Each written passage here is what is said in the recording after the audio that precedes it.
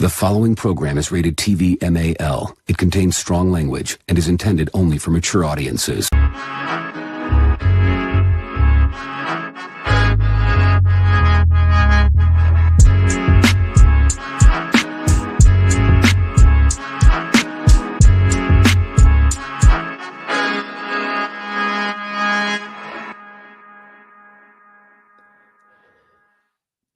Yo, welcome to Real Figures. This is episode number 42. My name is Omar V.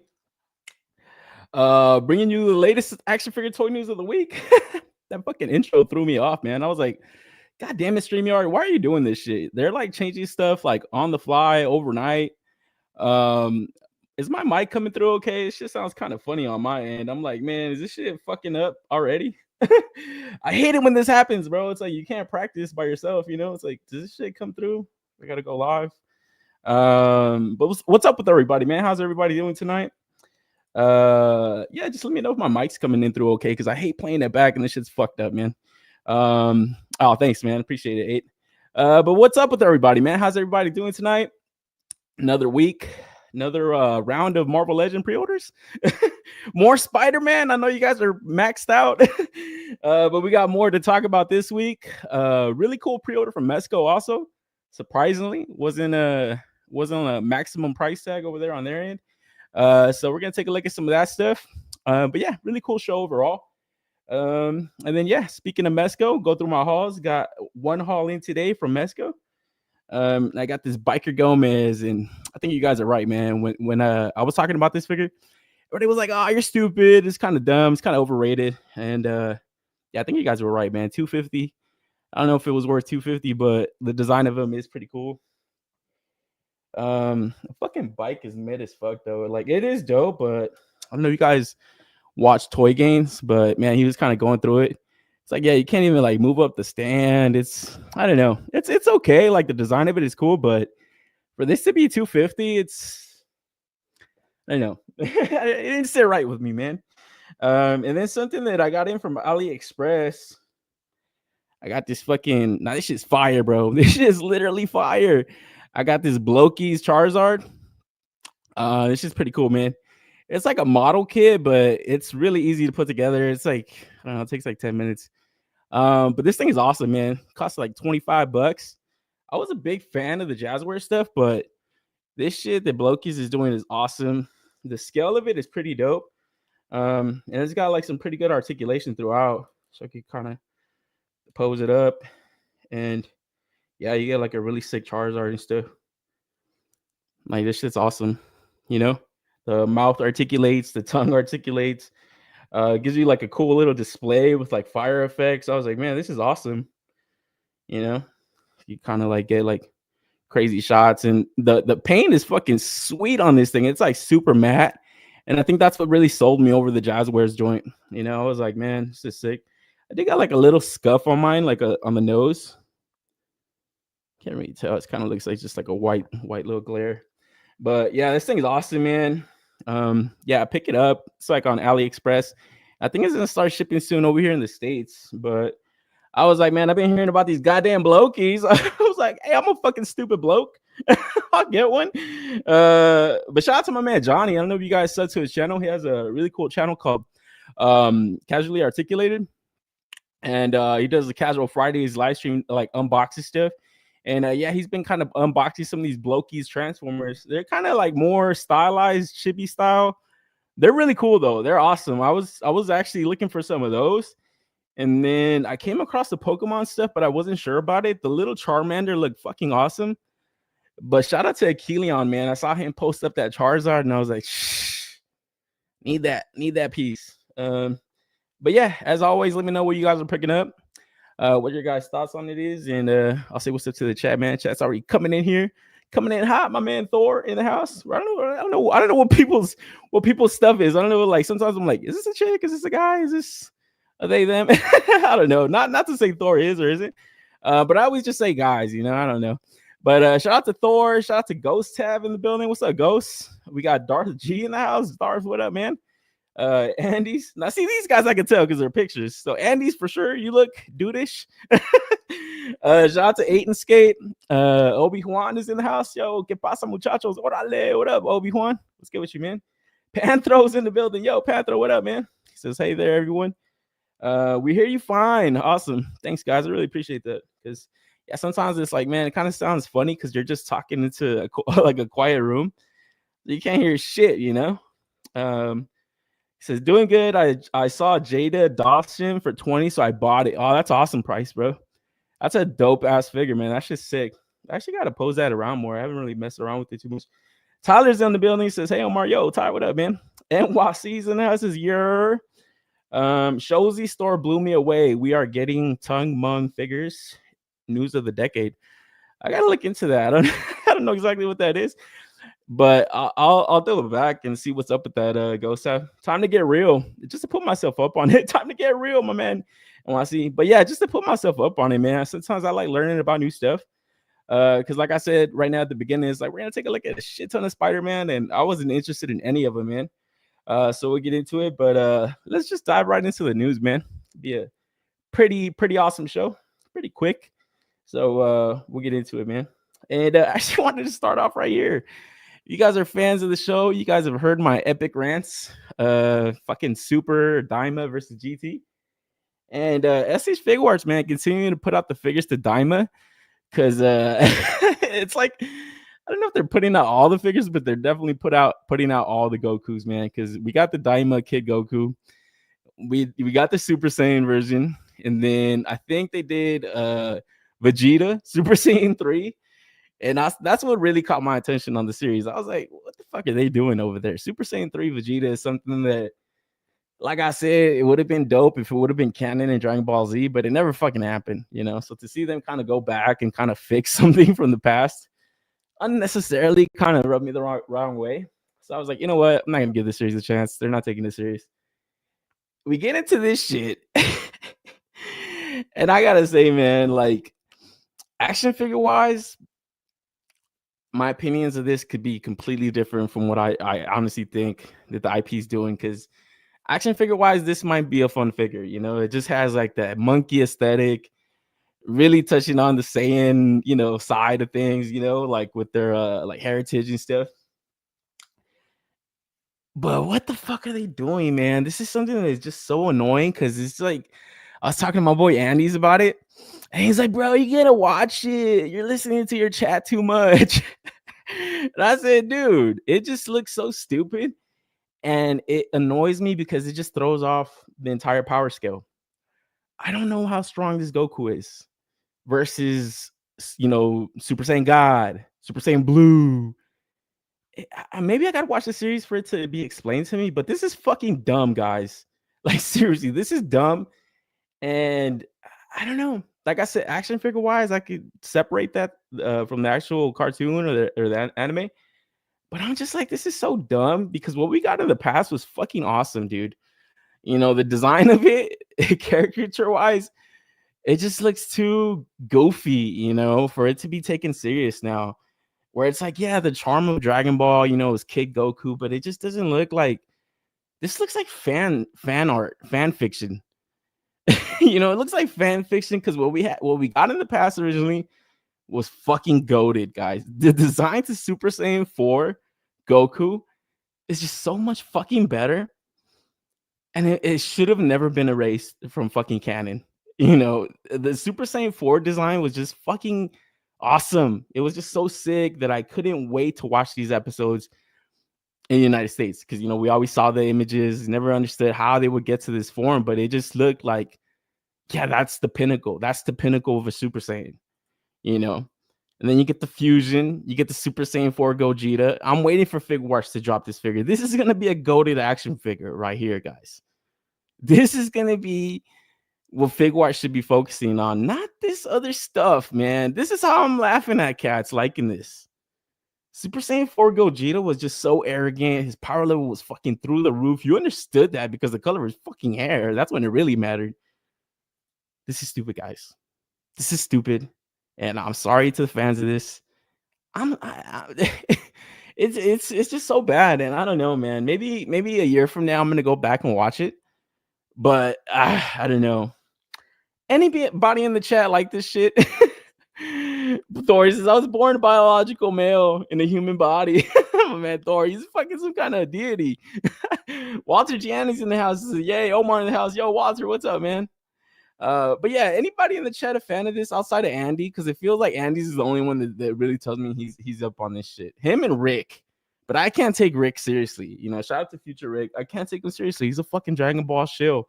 And I know cats don't like that word, but that's a fucking shill where they can't see the bad in anything, you know. Andy's is a they. Oh man. What up? Just in time for Ludacris, my man Will Flow. Yeah, exactly, dude. This is dumb. And like I said, man, the designs that they had in the past was it was so fucking sick, bro. Like I said, Super Saiyan 4 Gogeta, the Super Saiyan 4 design. Oh man, it was so awesome. It was just so sick. It was like, man, so you get like the fur on them, like they're like the ape side. It was so badass, bro. So much better, that it just pains me to see this, you know. And I got to go on this last rant. I hope this is the last figure I see from Daima. I know the series is wrapping up. Please, Figuarts, be done with this. Get back to the cool stuff, the stuff we want. Not this goofy stuff from my man Andy's. Oh man, you better be buying these goddamn figures, bro. Because I don't know, man. Like I said, I ain't feeling it. They broke down the design right here. It's like, oh, fuck. This is stupid. This is stupid. Oh man, GT is finally canon. All you GT haters, eat your hearts out. Is it? Is that what's going on? I saw some kind of tagline with that in an article, but I was like, I'm not reading into this crap. This shit's dead to me. It's done already. My man Ghost says, I'm skipping the first part of Daima and just watch the fights. Those look good. Yeah, animation wise, I've seen like little clips of it, and it looks good. Like it looks like they've really kind of invested good animators into it. But like I said, story wise, I don't know.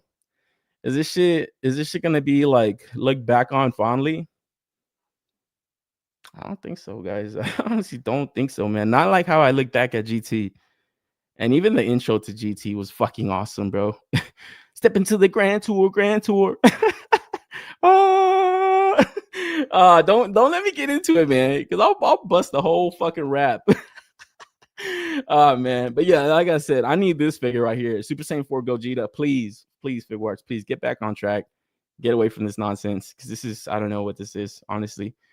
But we're moving on. I hope I can never go on a rant about GT versus Daima or Super or any of this stuff anymore. Like I said, let's just get back to the cool stuff. Forget all this ever happened. You know, I'm willing to forgive and forget. Because we're moving on. Because next up, we got Nezha 2 action figure. We got my little homie Nezha. And man, I don't know anything about this outside of it being like a really popular Chinese animated movie. It's apparently like the highest grossing animated movie in China ever, you know. So I watched like a trailer on it, and it was just too, I don't know, it's too bugged out. Like I don't know. It was just kind of really weird. It looked interesting, but I guess it's just like inconsistent subtitles and stuff. I couldn't really grasp too much what was going on. Have you guys caught this? Are you guys watch this in the theaters? Because like I said, it's a really popular movie out there in China right now. And I guess this is the sequel to it. You can watch the first movie on YouTube.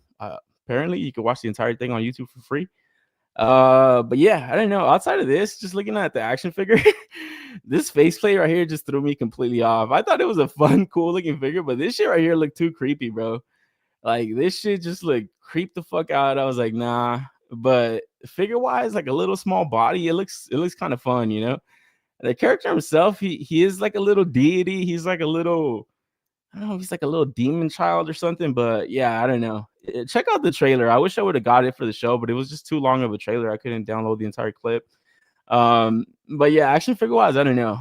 This might sell hot like overseas. Because like I said, the popularity that it's gaining everywhere is like, I don't know, this is getting bigger and bigger. And I actually saw a review on it out here.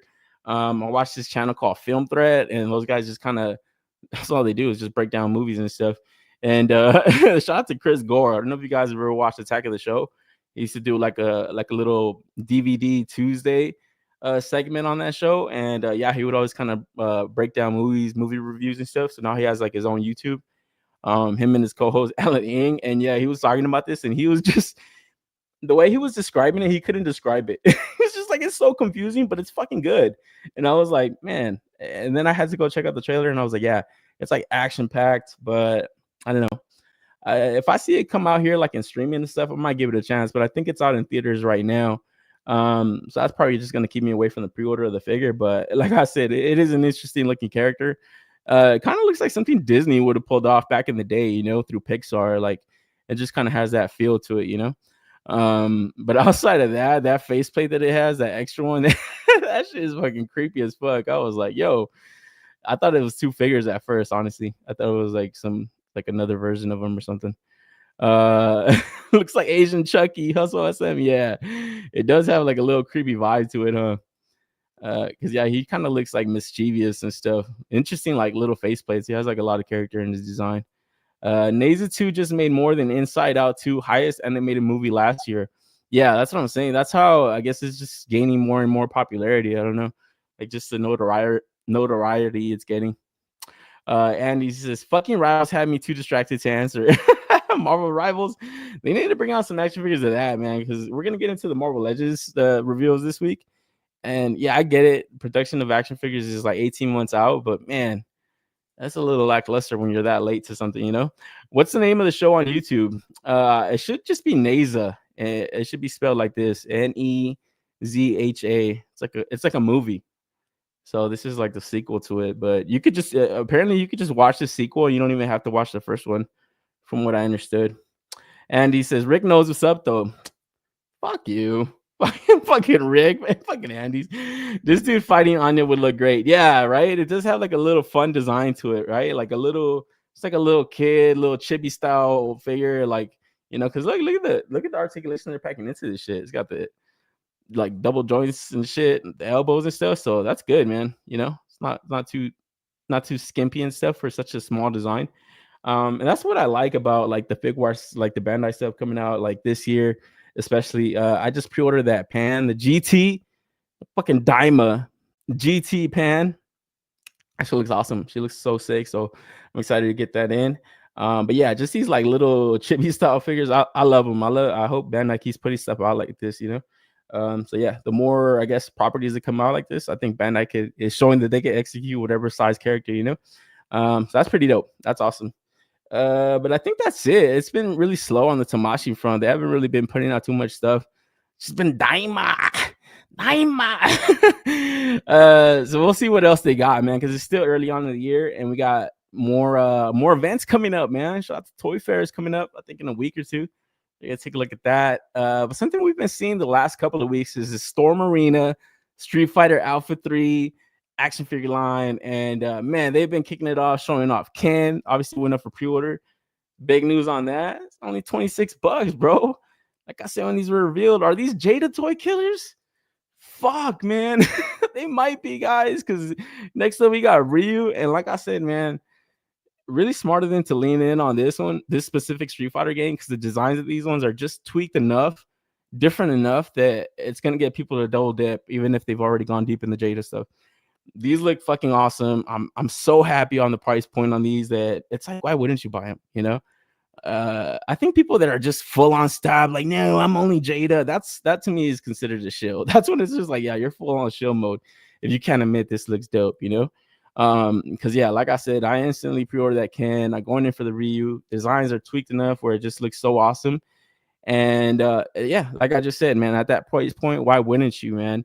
You know, why the hell wouldn't you get these? You know, because not only are they putting this Ryu up for pre-order soon, I believe only the solicitations went up, so it's kind of a really slow rollout to these to this line so far. It's been kind of getting teased out a little bit here, a little bit there. But yeah, finally when the Ken went up for pre-order, I was really happy to see that price point, because it looks like they're gonna continue to give us more characters.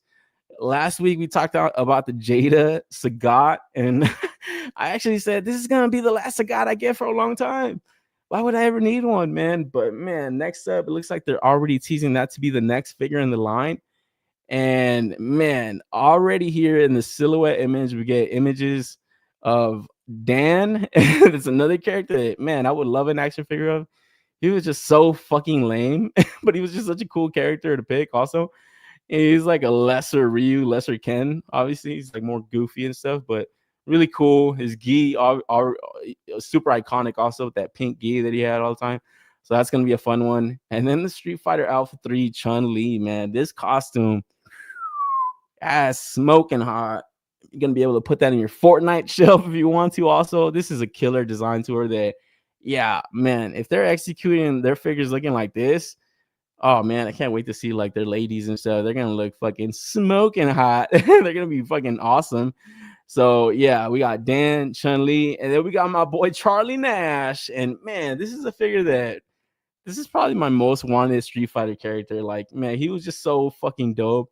I always was a fan of Guile, and finally when I got around to playing these like later Street Fighter games, oh man, I thought this dude was just fucking better. I was like, man, he's just, I love his design a lot more.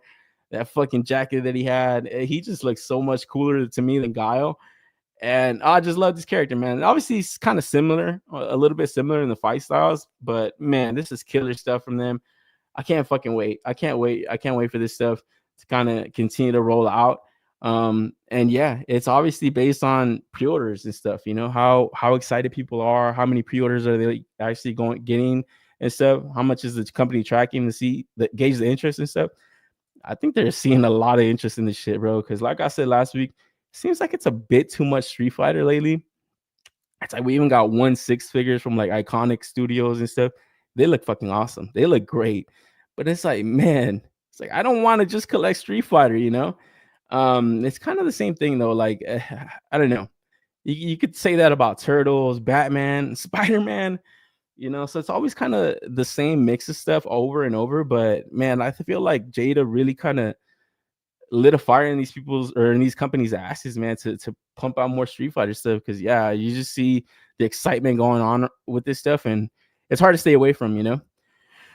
So yeah, I'm definitely going in for the Ryu. I believe it should go for pre-order next week. So around midweek or so, I think that's when Ken went up. And yeah, man, lock it in, man. Because like I said, for $26, can't stay away. Remember what GT stands for, man, Andy's. Bandai went crazy on the Gundam side. They showed the metal build God Gundam. Yeah, dude, that robot spirit stuff, man, I always see their like Instagram light up with that stuff. I actually got to put myself more up on all that stuff too, because I don't necessarily know what's like a reissue or a repaint and stuff, but all that stuff always looks freaking awesome, man. Gonna have to check these out for sure. Yeah, hell yeah, man. Like seriously, like I said, the designs on these are just tweaked enough, and honestly, I love the stuff that Jada put out, man. Street Fighter 2, that shit was awesome, but I kind of always like these designs a little bit better, you know, just a little bit. I just hope they come out fast. Yeah, exactly. Right. When is the Ken slated to come out? I can't even remember when that shit said it was gonna ship, man. But man, yeah, as soon as that stuff starts shipping out, man, you're gonna see so many more pre-orders going their way. Like I said, they just have to execute a good action figure. That Ken and this Ryu need to be fucking on point, bro. Because Jada already got us accustomed to like a great Street Fighter line. So these guys can't come out flopping and stuff, you know, especially if they got more already kind of planned out like this. Like, man, and this is kind of shitty of them too to show off a Sagat. It's like, man, you just saw, you know, the Jada go up. I guess maybe because of planning, they probably didn't plan it that way, but it is kind of lame of them to do that. They could have just blacked out the image, honestly. You know, it's kind of telling people, don't pre-order that Sagat. You know, don't pre-order that Jada Sagat, you know. I'm all in on the Storm Arena line so far. Which one is your favorite, Omar? Oh, I got to go with Charlie, man. I got to go with Charlie. He just looks, like I said, he's always been a fan favorite. But this Chun-Li, fuck, man. Might have to double up on this one, man. You know, I might just have to. Dan was special needs Ryu. Yeah, exactly. I remember when I first saw him, I was like, oh, this guy's so lame. Like his fucking Hadouken wouldn't even travel far. It was so shitty. I hate these Storm Arena faces. You know what, dude? That might be the only thing. Because yeah, you're right. Like right here where it has like the images of him, it doesn't exactly look super exact to that, right? Like, look at the Ryu. It kind of looks a little funky, you know? So I don't know. I hope that comes out looking better in person. Because when D Amazing was posing them out, I think he was at New York Comic Con with them. That's what I was actually kind of taking a look at, was their faces specifically. But I don't know. I still think it's solid, you know? Because shit. Honestly, I don't see any other company coming in to make the specific version of Street Fighter either. Unless it's gonna be like Marvel versus Capcom, where these kind of designs were kind of used for that game also, just a little bit. I remember the Ryu and the Ken. I think they had like the Ken specifically. He kind of had like the same kind of design used. So we got to see. But yeah, you're right about that. They are kind of slightly off. But man, I love Street Fighter artwork. There's so many like cool artists that have like drawn Street Fighter characters, like obviously Bangus and stuff. They did the Marvel vs. Capcom 2 stuff. But man, when you really look at all the specific versions of them, they all look so like different, but they all look so fucking cool, man. Like this Chun-Li, like, oh man, she looks awesome, bro. And then this Charlie too. I can't wait for this shit for reals, man. So hopefully they do tweak up some of those faces, because yeah, I gotta agree with NYC. He ain't wrong. I can't wait to see the Vega from this line. Mel Saint, yeah, that shit, man. I know, and I'm waiting for the Vega pre-order to go live with Jada, because we're gonna take a look at something that you might be able to use for a Vega action figure coming up right now. Charlie, aka Gaia with Aura. Yeah, he was fucking sick, man. Ghost test. Storm Marina would kill it with Alpha 03, Akuma, or Cammy. Yeah, fuck yeah. Oh man, I can't wait for the Cammy either. That killer bee outfit. Lock it in Sunday on Real Figures, fighting Codenames in the house. Yo, Codenames, what up, man? BB Test already has Ryu up for pre-order. Oh, okay. So yeah, I gotta run and go get that then. I might cop all these Storm Arena Street Fighter figures. Yeah. I say lock them up as they come out, because I feel like once they like the first wave of figures come out, they're gonna sell fast. Like I said, it's just got to be based on like the QC and the execution that they put into them. Because the one thing I was kind of looking at was like the articulation on the knees. That's like, man, that's like a really, it's like a double, like a big ass joint right there. Like I'm like, man, I don't know. Like I gotta wait to see these in hand. But like I said, I'm only basing it off of just like the in hand pics that we got at like Shanghai, Wonderfest, and New York Comic Con and stuff. I think those are the two cons that we saw them at. But see right here, like I said, I don't know. It's not the worst thing, but I guess the best way to execute it, without soft goods. I think the soft goods is just the way to go eventually for these companies. They gotta stop fucking around. Just give it to us. And just give it to us, man.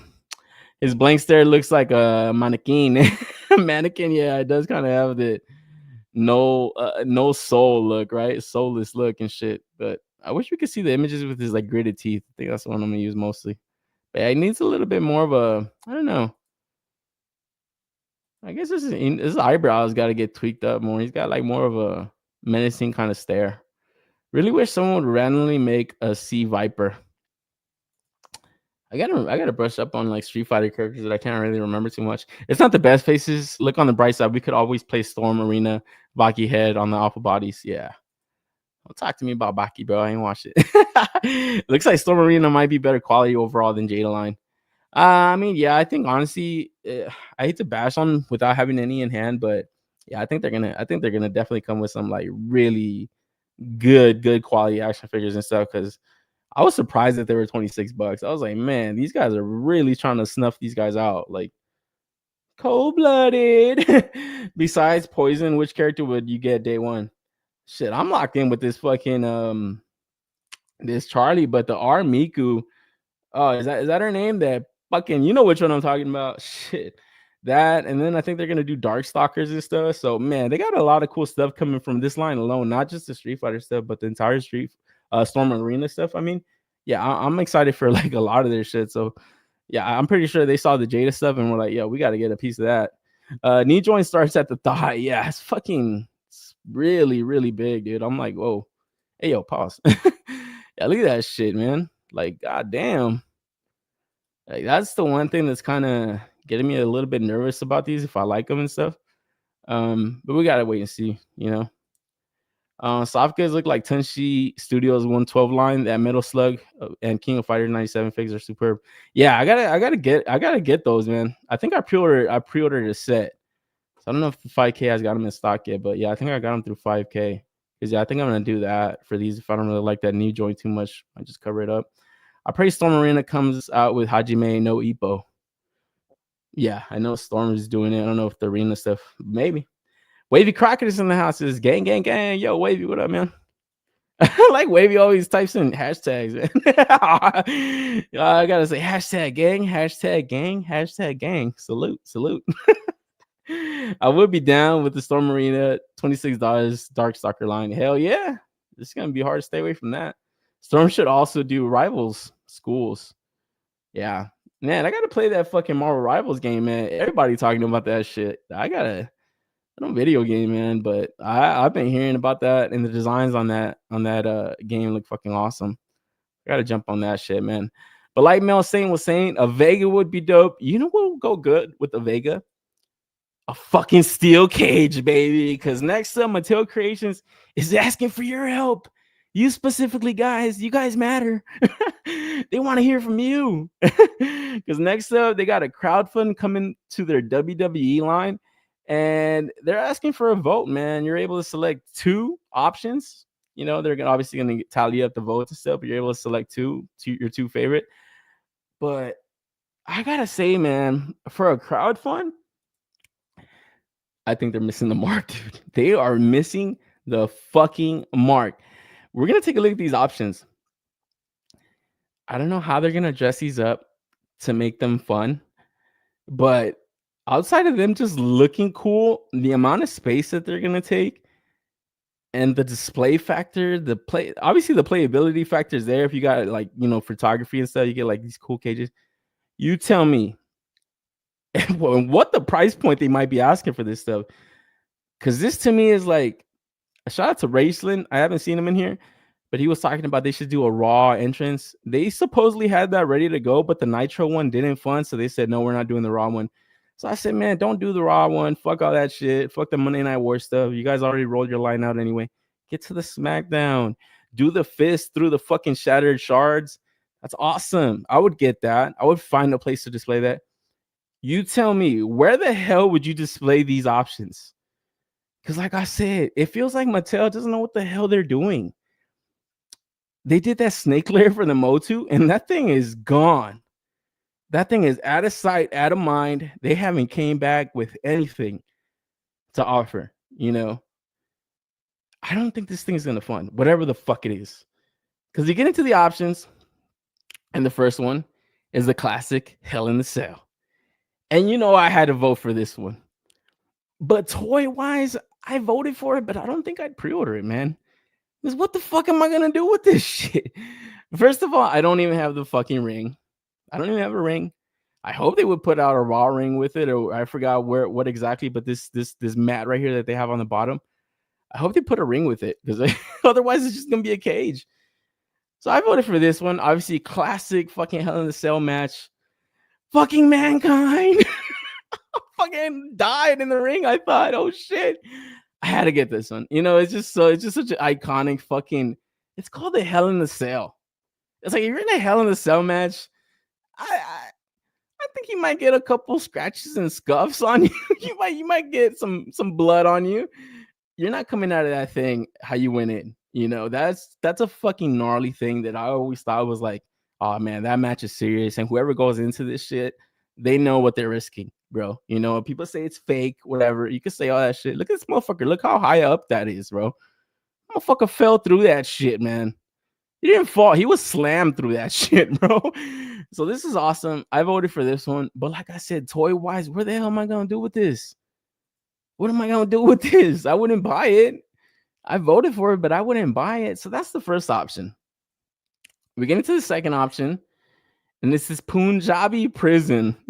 I think I've seen highlights of like a match or two, because I don't think they've done it so many times. It's like this crazy fucking bamboo fucking crazy fucking piece that is like, does this look fun to anybody?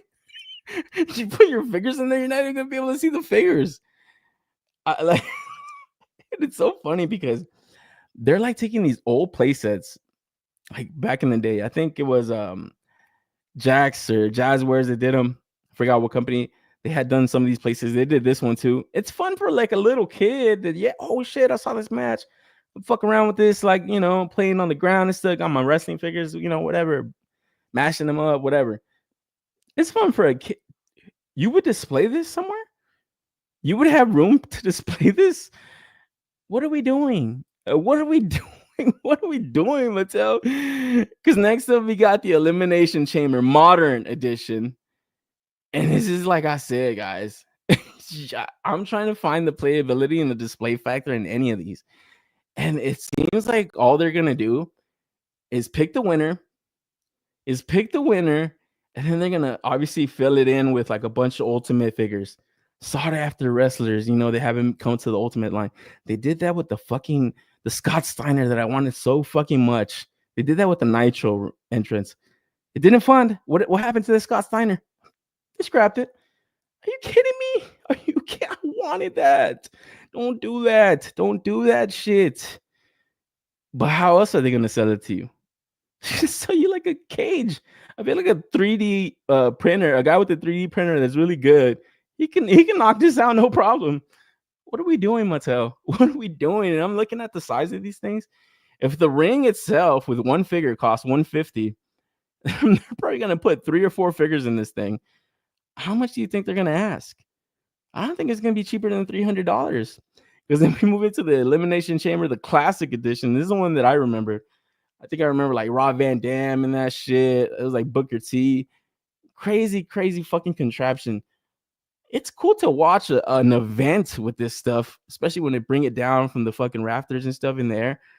It's awesome. It's a spectacle. If you're in that shit and you're watching that shit, even the wrestlers are intimidated by it because they just look at it. It's how barbaric it looks. It's insane. It's crazy. But toy wise, I just don't know, man. I seriously, I don't know. I don't know how they're gonna pull this off and how they think it's gonna fund. You know, $299, yeah, around there. I'm guessing. You know, and then we get to the modern cage. That's the last option. So I went for the classic. No, you know what? I think I voted for the Punjabi prison just because how crazy it looks, and the classic Hell in the Cell. You know, and that's it. Those are the options. You tell me, you think these are good crowdfund options? I'm like, man, these guys really like, dude, they're missing the mark. They're missing the mark when it comes to this shit, man. Like, they don't even need to be doing these crowdfunds. Just make cool stuff, basic stuff, and put it out there in packs. Put them like, you know, sell them through BBTS, sell them through even your online site, Mattel Creations. This is crazy. I'm like, man, I saw all these options, and yeah, I went in for the vote. You could go on Mattel Creations now, click on their little forums tab, and you'll see the link to this. You could vote for 2. I voted for 2, just, you know, whatever. But I'm not getting any of these, and I don't care what figures they throw in there. I got a fucking Mankind. I got Undertaker. You know, if the Hell in a Cell comes out, I'm good. You know, I got a HBK. I'm good on anything they throw in there. But just playset wise or whatever the hell this thing is, diorama, I'm good. Like, this is crazy to me. Wrestling figure collectors are a different breed. Most probably already have a space waiting for this shit. You're absolutely right. And some of them probably won't even open the fucking thing. They might just keep that shit in box. I've seen a lot of wrestling collectors. That's what they do. They keep that shit in mint on card. They might do the same thing with this. They just want it just to have it. Like, oh, I have a scaled up Elimination Chamber or Hell in a Cell. But man, I don't know, man. The wrestling figure collectors are rabid collectors. You're 100% correct. There wasn't enough of them to get that goddamn Nitro ring or entrance over the edge. They missed that shit. And that shit, to me, looked way better than this. It had lights. It was a stage. And you knew the Money Not Raw one was coming out after. I was like, man, this is sick. They had them displayed up there at San Diego Comic-Con. Like, man, that shit looks awesome. Couldn't get it over the edge. This looks less. How the hell are they going to get this over the edge? I have no fucking idea. But vote now. I believe voting closes on the 28th. And then we'll probably get more information at Mattel Creations revealed coming Thursday, March 6th. They put out the schedule to that. So probably going to skip the first one. I don't think I'm going to wake up to watch Uno. I don't think I care about that. Monster High. I think I'm good. I think I'm going to be getting high at that time. Little People Collector. I think I'm good on that one too. Barbie. No, I think I'll pass. And then we get into the Masters of the Universe. Oh yeah, so I'm in for that one at 10:01 in the morning. WWE 10:15. So they're gonna be short little segments and stuff. And then I'll probably check out the Hot Wheels ones just to see what's up with that, man. But yeah, I think the first few I'm gonna pass, but it is a cool little event they got planned. And shit, man, I hope they got that host Trisha Trisha Hirschberger. She was awesome. My man codenames, this cage ain't it. Exactly, dude. And they're all pretty much that. And then this one's the worst one, dude. Like, seriously, if you voted for the modern cage, you're a fucking wimp. You're a loser. But that one might be the most, honestly, it might be the most fun because it just might be the easiest one to handle. You know, you throw Vega in there, Street Fighter Vega. I look awesome. As much as I'd like to see my toys inside a cage, I would have to pass. Exactly, dude. Oh man, they trip in Punjabi prison. Exactly, dude. And that like I said, just the gnarly look to this thing looks interesting, but as a toy, as something that you can have displayed out, I don't think so. I think you're gonna have this shit put away most of the fucking time. A lot of these, you know, how would you make a cage arena? Plastic would break and metal string would be shiny too soft. Yo, I don't know. They're gonna have to trick that thing out with paint like crazy. You're right about that. To get that to really look like a steel cage, yeah, they're gonna have to really, really trick it out with great deco. Wrestling figure collectors. Oh shit, I read that. Shit, I'm going backwards. Mattel Creation Stadium Arena would be next. $699. Exactly. That's why I'm like, this is fucking crazy. Like I was like, man, I was looking forward to like what their next crowdfund was gonna be. Because like I said, yeah, shout out to Rachel. He had brought it up to me that it was like being talked about. I didn't know there was gonna be these dumb options. I was like, man, these guys are missing the mark with this. Like, way missing the mark. Codename says, is this for Toy Fair promotion? Not that I know of. I think this is just going to be like I said, at the revealed event. And then they're gonna obviously have it probably ready for like San Diego Comic-Con. Like, okay, like this is what we're gonna prototype out and we're gonna have ready to show off. This is what you guys voted for. Now let's put your money down. I don't know. I don't know. And it might be the second WWE crowdfund in a row that fucking fails just because of stupidity. My man Rojo's in the house. Is happy Sunday, my dudes. Yo, Rojo, what up, man? Happy Sunday to you. We're just talking about some nonsense from Mattel. They shouldn't make it up for a vote. If your pick didn't make it, you're not gonna buy it. Yeah, there's logic in that too. You're right. But you know, I think like a wrestling fan, they're probably fans of all of these. But like I said, I think even them, they're factoring the playability to all of them. I voted for the Hell in a Cell, just like I said. It's, to me, it's the most iconic. It's the most iconic, but it's super plain. It's just a fucking cage. The Elimination Chamber looks like, okay, this looks crazy. It looks like I said, this looks crazy. The Punjabi prison looks crazy. I don't know. I still don't think I would go for any of them though. Like seriously, like, you know, just even if they were like $200, I probably still wouldn't get them, you know, because it just, I don't know where the hell I'll put it. It just looks so odd, you know, in the toy room and stuff. But a stage, I think a stage you could really get crazy with in a display and everything. Like it's just a shame that Nitro stage didn't fund. But I think they're stupid for going with Nitro first. I think they should have done the Monday Night Raw. Raw is war, baby. You know, you should have done that, and then fucking put out the Nitro. You know, roll out your line, Monday Night Wars line, like they're doing right now. They're doing that without the stages, which is crazy. You know, so be on the lookout for this. Like I said, this is kicking off in March, and yeah. But to actually really kick off March, we got ZoloCon coming up, and we got a little preview from Valaverse. Looks like they're gonna have their exclusive going up. And this shit looks pretty awesome, man. Actually got like a little video. Let's check it out, man, because even the video was cool. I really appreciate these kind of, I don't know, kind of little promos and stuff. And Bobby kind of really does some cool. Deseret, guys, we are pinned down. We need immediate exfil.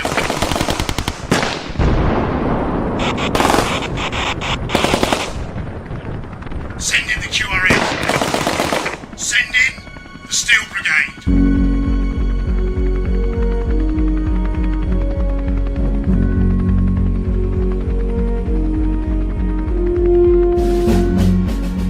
Featuring all new state-of-the-art equipment and weaponry, an advanced tactical uniform, and a stunning VAC metalized helmet.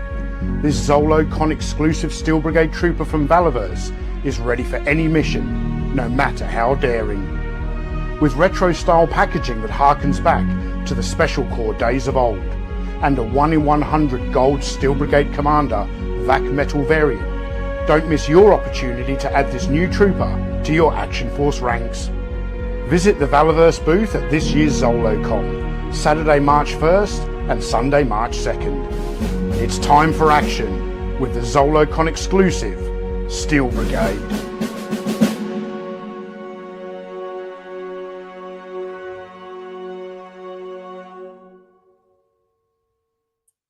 Pretty awesome. I was like, man, that's a cool video, bro. I was like, shout out to Deseret. When I heard his voice, I was like, man, this sounds like an official like movie or something, you know. I was like, this is cool. You know, they had like the audio and shit, like, oh shit, sending the Steel Brigade. So man, very cool exclusive. The VAC metal helmet. I gotta get these, man. I'm fucking stupid. I was super late to the Valaverse train, man. So I don't have any Steel Brigade. And it's like his most iconic army builder, you know. It's like what he locked up the license for from Hasbro. He kind of snuck up underneath them, man. Got that shit. So I got to get these. These look fucking awesome. That 1 in 100 with the gold helmet, dude. That shit just looks so sweet. I wouldn't even. Obviously, you could scalp any one of these exclusives. They go for crazy amounts, dude. Just his regular releases that sell out. I can't imagine what collectors are paying for his like exclusive ones, because he makes them super limited, man. But it's so fucking awesome. And then yeah, just that sweet VAC metal chromed out helmet, like that shit just looks fucking insane. So definitely going in for this. He is gonna have him up on his site after ZoloCon, so you know people are always kind of asking him like, "Yo, I'm not going to ZoloCon." Chill, you know, he always kind of puts the remaining stock up on his site. Be on the lookout for that. I do want to at least lock into, like I said, his army builders. They're army builders, so you know people are gonna buy them like crazy. So I wouldn't hesitate if you're even semi-interested.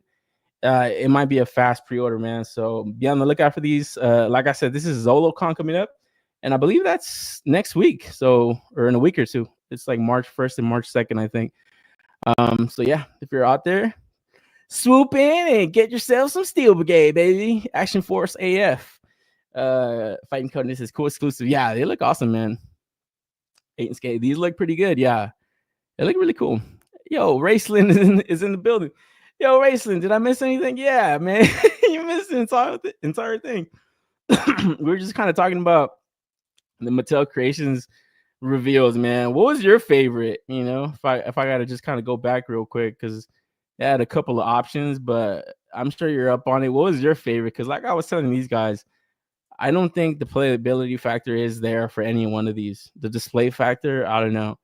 Diorama, yeah, you know, you get like a cool shot going, but I don't think you're gonna have this displayed out a lot throughout the year, you know. But we're gonna get more information on that. And Mattel Creations revealed coming up Thursday, March 6th. So I have to double back on that. But then just jumping back to the Steel Brigade, I'm definitely copping a few of these. Liquid is in the house. LBZ. Shout out to Liquid. Got people coming in here. Mel saying, look hella dope. Yeah, this shit looks awesome, man. Hell in the Cell better win. Raceland. Hell yeah. This guy is a man of culture, man. That's the one I voted for, too. D-Rock 812000. Yeah, I was late to Valaverse as well. Yeah, I was fucking late on that train, man, because I did see them when they went up on Kickstarter and stuff, but I was like, you know what? I don't know too much about this stuff, and it's not really like a particular line of stuff that I always collect is like military style, but man, he's been coming out with some dope stuff, and yeah, since I was late, I've just been kind of jumping in on some of his like army builder types. Undertaker versus HBK. Yeah, hell yeah. That's what I'm saying. You could display that, but man, is it going to be worth $300? Probably. I don't know. Zoom Fit Customs in the house. Is honestly hope I don't get gold because it's going to make me want to get more silver ones. Yeah, I know. I think if you get the gold one, I think you'll be able to pay for at least 3 or 4 silver ones. Honestly, dude. Just sell that one, man. Oh shit. I hate to say go scalp it, but man, shit. It's like the market dictates what it is, man. And it's like I said, it's crazy that his line is just so popular like that, you know, for being something that doesn't have like a really like an IP attached to it, that's got like a huge amount of lore. It's just, yeah, Bobby's crazy with his line, man. So I'm sure the popularity is only gonna keep growing and stuff. Because the stuff he's putting out is pretty awesome. And it's gonna be a lookout for this. And then moving into some Transformers, kind of slow. Like I said, in the toy front, it's not too much news. Looks like 3-0 is continuing to repaint this Optimus Prime mold. So we got Transformers MDLX Optimus Prime sleep mode. So yeah, he's about to go take a nap, and he ain't coming back. So yeah, I don't know, man. It's very kind of niche. You know, you probably pull it off like with like photography and stuff. You get like a cool, interesting shot going with some of these MDLX releases, but yeah, I don't know. I feel like this is like their 8th Optimus that they've done. They've done a few of them. I don't know if it's been that many, but it definitely feels like overkill, you know. But I don't know. It's just what else are you gonna do? It's the main character, Optimus fucking Prime. I just don't think they needed to do all this. Like, I don't know. Whenever I see people buy these, I know Super 7 did like a reaction figure of this too. It was just like, I've never seen that at Target. I'm like, why do they do this? It's so stupid. And I think they did an ultimate version of this also. It's just like, god damn it, bro. Like that soon to the fucking repaint. What a fucking mess. Codenames. When these go up online, they will sell fast. Yeah, he's talking about the Steel Brigade. Yeah, for sure they're gonna sell fast. I think so too. If he doesn't put like a cap on how many you could get, yeah, they might go fast. I wanted to believe Optimus Prime was sleeping when he died in the movie. Yeah, that just scarred a lot of kids, huh? I wasn't old enough to watch that shit in theaters, but man, when I hear about like just how they flopped that entire movie, they fucking ruined their toy line for a few years, and it's like, man, maybe it never. I mean, obviously it recovered because it lasted through the years, but yeah, no, they fucked that up, dude. And I think that's what got them to pivot away in the G.I. Joe movie, because I think in that movie they were gonna kill Duke. I think they kind of switched it up on the fly, kind of just got him in a coma and shit. So yeah, it's just, are you guys stupid? So this is like the main character, dude. You don't kill him. Not when he's like a cash cow like that. So I don't think they really understood the character popularity and stuff. But yeah, it is now something that they can always go back to the well and reproduce toys of, man. So to me, this is a non-pre-order, man. But something that's even more stupid, and this is action figure overdose of the week, guys. We got the Supreme Optimus Prime, and I saw this and I was like, is this fake? And I was like, oh god, this is real. Oh man, this is fucking stupid. If you want to talk about stupid stuff that people buy online, overpriced, just type in Supreme into any fucking search engine. You'll see the amount that people pay for this stuff. They could put this stupid logo on a fucking brick and sell it for fucking hundreds, not thousands of dollars. They do all kinds of stupid stuff. As a Transformers fan, I just think this is corny and lame. But I don't know if it keeps the popularity of the IP out there and into and obviously pop culture and stuff. Yeah, I'm not gonna be too mad at it, but it just kind of looks very stupid. So it's just the logo, the Supreme is it's obviously classic, very minimalistic, but oh man, I just saw this and I was like, why are they doing this? This is killing Optimus. You're killing Optimus, you guys. You just killed them, man. So I was like, yeah, this was me when I saw this, fucking dying of cringe. So I was like, oh god damn it. Aiden's K. Damn, I didn't know Supreme was still going. Yeah, exactly. This is a hype beast Optimus. That's a hype beast Grail. Yeah, exactly. Mel Saint. Oh man, it's like fucking hype beast Transformers. Yeah, this is very unnecessary.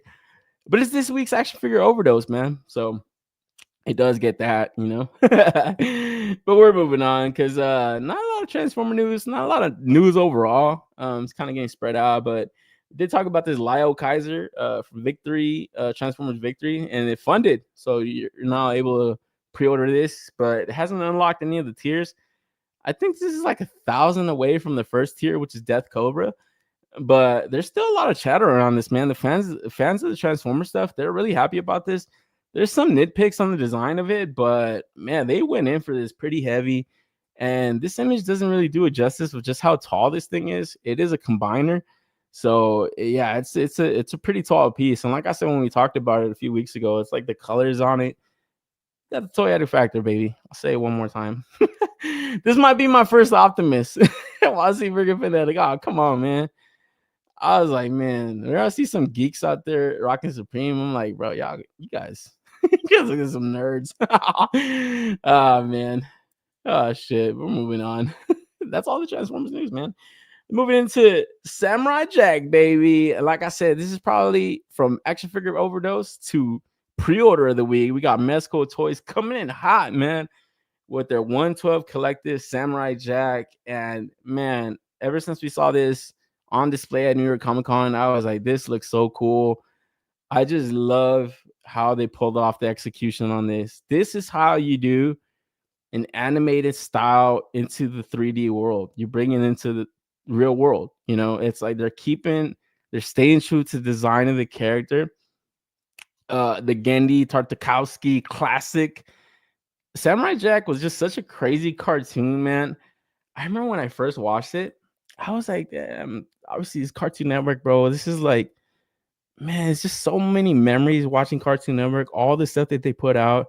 His original classic Dexter's Lab. I remember when we watched that, like I said, growing up, we didn't really have too much cable, but I remember there was like a point where we were getting like the feed from one of our neighbors. Oh man, dude. Me and my brother must have watched Cartoon Network like nonstop because we knew we were going to keep it for long. It was going to go away. It was like, oh shit, we're not paying for this. Man, just watching Johnny Bravo, Dexter's Lab. This later into the Cartoon Network years, this is like early 2000s. It's such a fucking dope cartoon. The premise of this shit and the fucking intro to this, man. I gotta play it. It's low on volume, but it's such a dope intro. Let's take a listen, man.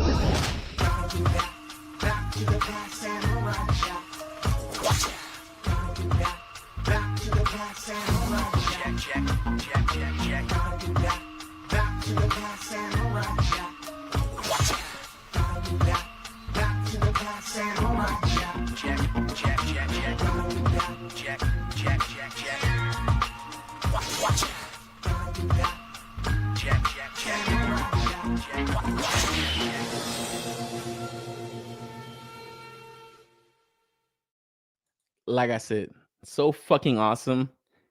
Like, man, like I said, the premise of this shit, this dude's like teleported to the future and stuff. He's like fighting like this demon deity type named Aku. Crazy designs, crazy animation, because this artist, I'll just kind of use the word minimalistic, very minimalistic animation. It's very, you really have to pay attention to this. It's not something you could just have in the background. You have to pay attention to like the sound, the movement of stuff. It's like moving artwork. It's one of the best cartoons I've seen. I've actually had to go back and kind of watch more of the episodes because I never really finished it. But sometimes I remember one day it was just kind of like bothering me that I didn't know if this dude ever got back to his time. I was like, man, how did this shit end? It was just like the episodes were like they were fucking sick. It had like Frank Miller inspired like arcs in there. It was so awesome. So to see MEZCO Toys coming out with the action figure line of this, oh man, this is instant pre-order. I was very fucking happy to see it was only $95. Obviously, the design of the character isn't too much. It's not too crazy to pull off. But what they're doing is hitting it, man. You know, he's got like his fucking awesome head sculpts that he's got. Like I said, staying true to the design of the character. They're not tweaking it to make it more live action. That would just look stupid. And I hate it when Hasbro does that with their Clone Wars stuff, that they was supposed to be more animated style. This dude actually is the one that kicked off the Clone Wars animation. He had the Clone Wars little shorts on Cartoon Network. And yeah, it was just the same kind of style. It was just very minimalistic animation.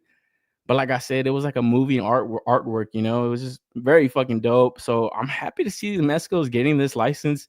I don't know if it's going to entail the entire Warner Brothers Cartoon Network catalog, but last year at MEZCO Toys Fair, we did see, and these are 2 pre-orders that still haven't gone up. We've seen everything that they've shown off go up for pre-order, except for Batman the Animated Series Batman and Batman the Animated Series Joker. Seeing this, I can't wait for that Joker, man. They're going to stay true to the animated look, head sculpt wise, with a soft goods like body. Oh man, it's just going to look so fucking dope, bro. I can't fucking wait for that shit, man. And like I said, seeing that they got this license right here, this Cartoon Network license, the possibilities for this is fucking endless, man. They can really kind of get crazy with some action figure releases, man. Obviously, the designs of a lot of cartoons are very hard to pull off into real world, like I said. But if they did it with this, I think it could get really kind of creative with other stuff out there. It all just depends on, I guess, the fandom of Mez. Like, I always kind of find it interesting, the IPs that they go after, especially their horror stuff, you know. It seems like they're always kind of ahead of the curve when it comes to that. believe that Art the Clown, that Terrifier clown, that's like one of the few actually licensed merchandise out there from them. There's a lot of bootleg stuff to that fans are just making. MEZCO locked up that license real quick to make toys of that. So that's awesome, you know. But seeing this, it is interesting to see that, yeah, whoever, you know, decided to make this over there at MEZCO, like, yeah, they're up on some cool shit. So happy, like I said, happy that it was only $95. It does come with a good amount of head sculpts as far as expressions and stuff. I think people were kind of pointing out one that's missing is like where he has his like bearded look. But I'm okay. I really just want him like a classic looking Samurai Jack. Even like the long hair.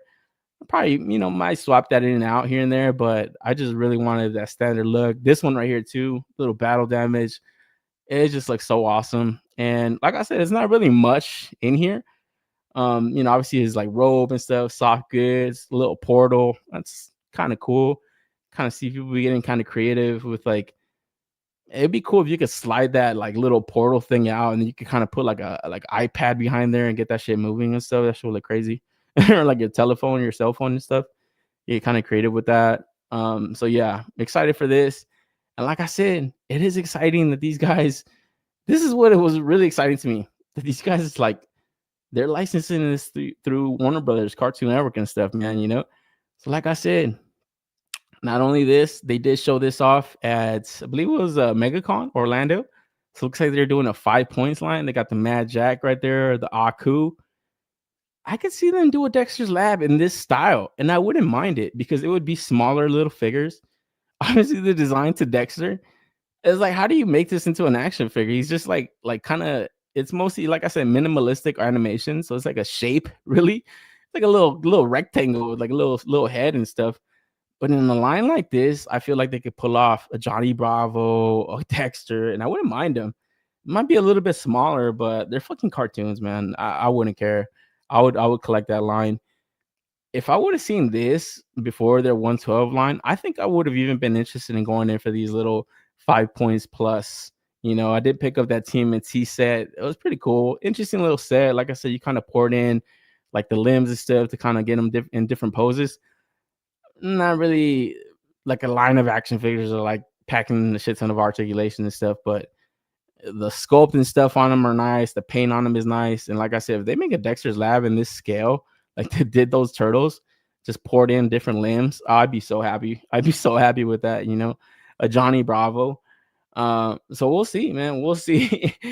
But going back to the figure, man, what are your guys' thoughts? Did you guys go in for this? Because, yeah, like I said, when this got shown off at New York Comic Con, it was like a figure that caught a lot of people off surprise, you know, because it just kind of out of sight, out of mind, obviously, and nobody has really gone to make Samurai Jack figures, even third-party companies, you know.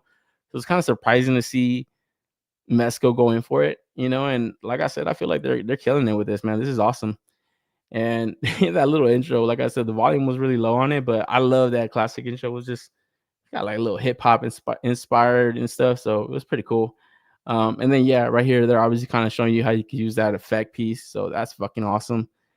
I did kind of pre-order it through Entertainment Earth, but if I see some other links pop up, I'll probably go in for it somewhere else because I think Entertainment Earth is gonna be last to get it. I was kind of thinking about getting it on BBTS, but like I said, man, their fucking shipping prices are crazy there. I'm like, $25 to ship this shit, $20. Like, fuck you. I'd rather get it to like BBTS or something. That one-stop toy shop, when they get that stuff in stock, I'll probably lock it in there. But yeah, $95. Very happy to see that. It's can't stay away from that shit. Paul Morales is in the house. He says, hello, everybody. Yo, Paul. Welcome, man. MEZCO Aku would be so dope. Yeah, how would they pull that off too? You know, because he was just like this like movie negative space. It was just so crazy, you know. It's like it wouldn't be like a robe or anything, but I think that's what they would have to use, you know. Honestly, it'd be cool if they would have just made him like an accessory, like a really tall piece, you know. You could just, it probably would have just been static, obviously, kind of like this. But yeah, I don't know how they're gonna be able to pull that off. Tartakovsky animation was awesome. Yeah, exactly. It was so sick. And like I was just saying, he was the one that George Lucas went to make this Clone Wars animated series, and it was before that fucking 3D one that they had. And to me, the designs on this would be fucking awesome. That if MEZCO ever did get the Star Wars license, I wouldn't mind if he went in for this stuff right here, because like I said, the design on this stuff was so sick. And if you go back to watch this animation, it is, yeah, like you could tell this guy's style right away. You just hear the noise and the sound coming through the animation, the cartoon. It's like right here, you hear all the gears clanking, the metal shit clanking. This one Mace Windu fucking knocks out all these droids and shit. The Kit Fisto underwater, lightsaber underwater, fucking awesome, bro. It's like, man, I remember watching these like little short series runs of this, and I just thought it was the better shit over like the 3D stuff. That's kind of what got me to be so late to the Clone Wars. I was like, man, this is stupid animation. I hate 3D animation. It's like, I felt like it got overdone a lot of times. Obviously, back in the day, Beast Wars, when it was like fresh and new, I was like, oh, this is dope. But to me, I always like cartoons to look classic animated. But, you know, obviously with the times and stuff changing, you always got to kind of adapt. But like I said, the designs to this is just so sick. The Asajj Ventress, oh man, General Grievous also, and even the Anakin too. This is where you got to see like, you know, just Anakin, you know, young Anakin, bro. You know, so this is awesome, man. And I wouldn't mind if they went back to this guy and they got to make like a Prime Vader, you know, where first he turns into Vader. They kind of redid that comic that they put out a few years ago, kind of do a cartoon of it. I'd be fucking awesome, bro. But they got to get this guy, you know, they got to get this guy to do it. Cause like I said, just his animation, it's not a lot of dialogue. You don't need dialogue to portray action, you know, and it's crazy, man. Even if you look at breakdowns of the Samurai Jack episodes, it goes over your head as a fucking kid watching that shit. It's like, man, this is crazy. Like you really do have to pay attention to stuff, like just the sound of stuff. There was an episode where I remember it's like he had to like blindfold himself. So it was like no sound until you would hear like brush or the wind. Insane. I was like, what the fuck, bro? This is like a crazy experiment watching this shit, you know? So yeah, I was really happy to see that they put that pre-order up. And like I said, I would be more than happy to pre-order like a 5 points plus Dexter's Lab with his sister Dee Dee and shit. Because like I said, the characters and stuff, these cartoons some of the time, they're so stylized that you can't pull them off in an action figure. It's like this dude's so short and stubby. How the hell are you packing the articulation to it? You can't. But if you do these 5 points, you'd be able to. You'd be able to just sculpt out a nice little piece, get some good paint on it, nice matte finish, and then the limbs you could kind of pour it in and out. Oh man, I'd fall in love with this. So I hope that's kind of a reach that he would do that, because that's me assuming that there was fans of Dexter's Lab at MEZCO Toys. But like I said, Samurai Jack just had a little bit more grit and edge to it that I can understand why they would go in for that. It's like a more serious type of cartoon also, you know. So we'll see. MEZCO Dexter with all his future version easy buy. Yeah, the old man version. I just love Desco. I love Dexter memes and shit. It's like the one where it's like, I have failed you. The one where he's like in his locker, he's like, I have failed you. I sent one recently to my boy Boncho. It was like No Nut November. And then it has like, it says that on the locker. It says No Nut November. And then it was like November 2nd. And then they put the meme up, I have failed you. So I was like, oh man, motherfucker went 2 days without nutting and shit. It was just so funny. It's just hilarious. Man, that one in the omelette du fromage. I love that shit. Fucking love Dexter's Laboratory. Yeah, man, it was just so fucking good. Oh man, like I said, when I got this shit on cable, that's what I was like, man, we got cable. Like we're watching Dexter's Lab. It's fucking like 8 o'clock at night. This is awesome. Cartoons at night. Oh man, nonstop cartoons 24/7, bro. What a fucking time to be alive, man. I love Cartoon Network. Take me back. Take me back, bro. Because life now, it's not like it was back in the day, man. Yeah, like no fucking problems, no carefree world, man. It was so awesome. This is great content everywhere. And then call it content. That word wasn't even used. Content. It was just life. It's just life in general. Man. So I'm gonna be on the lookout for that. And keeping it with Star Wars, moving to the Mayfex reveals and pre-orders this week or this month. First off, we got speaking of Star Wars, we got Darth Vader Obi-Wan Kenobi, and fuck me, man. I was almost tricked into pre-ordering this. I thought this was looking good. I was like, yo, I need this shit. I was gonna overlook the QC issues that I've had with my previous Darth Vader. I got the Rogue One joint, the 1.5 joint. Loose as fuck, man. I was like, nah, I'm good. I do like the scale on the Mayfix stuff, though. It seems like they're sizing them up just a bit more. I was watching Kaiju Daddy, and he was kind of breaking these figures down. He kind of does like live streams sometimes and stuff. He lives out there in Japan, so he gets like inside knowledge with like Mayfix and stuff. Yeah, he even kind of talked about them, like how over the past couple of years they're like sizing them up to be kind of more closer to their Hasbro stuff. I love it, man. Like I said, that's why I went in for the Winter Soldier. I'm like, man, this scales up exactly with like the MCU stuff that I already had from Hasbro. I'm good, you know, it's just sick. So I went in for the Vader because, like I said, I wanted him to be taller. The SH Figuarts that came out for this series was so sick. That head sculpt, that battle damage head sculpt was so nice.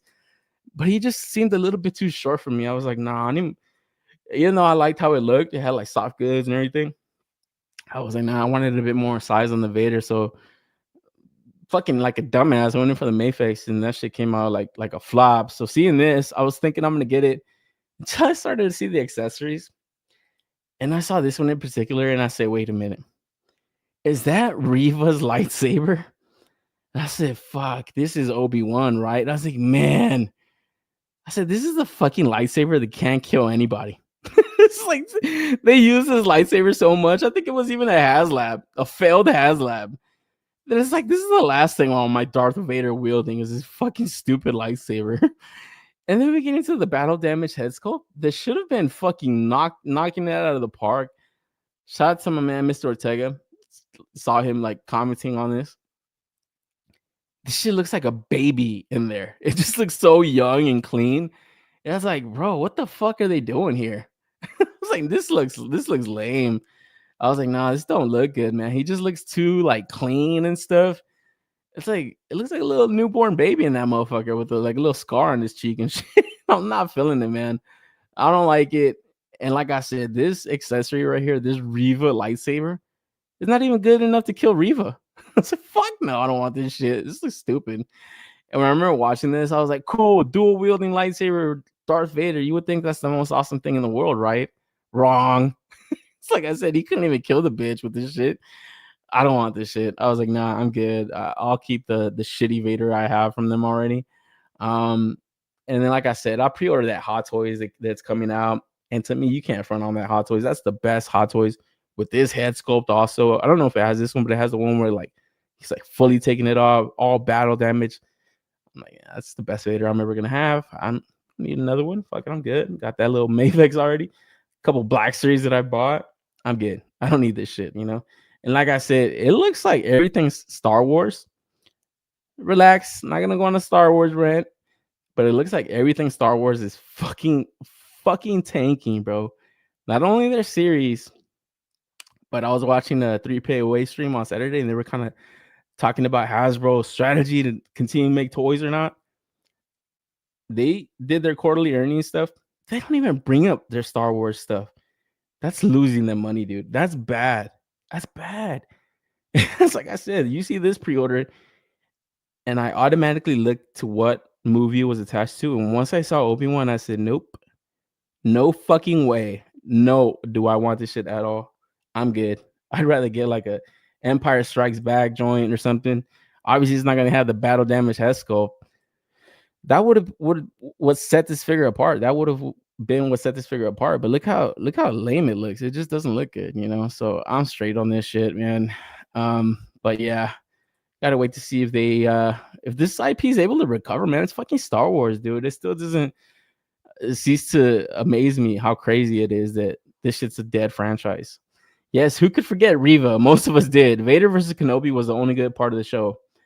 Yeah, and even that, I was kind of underwhelmed by that. I thought that lightsaber battle was gonna be fucking epic. It was fucking stupid. He's like fucking summoning rocks, raising rocks.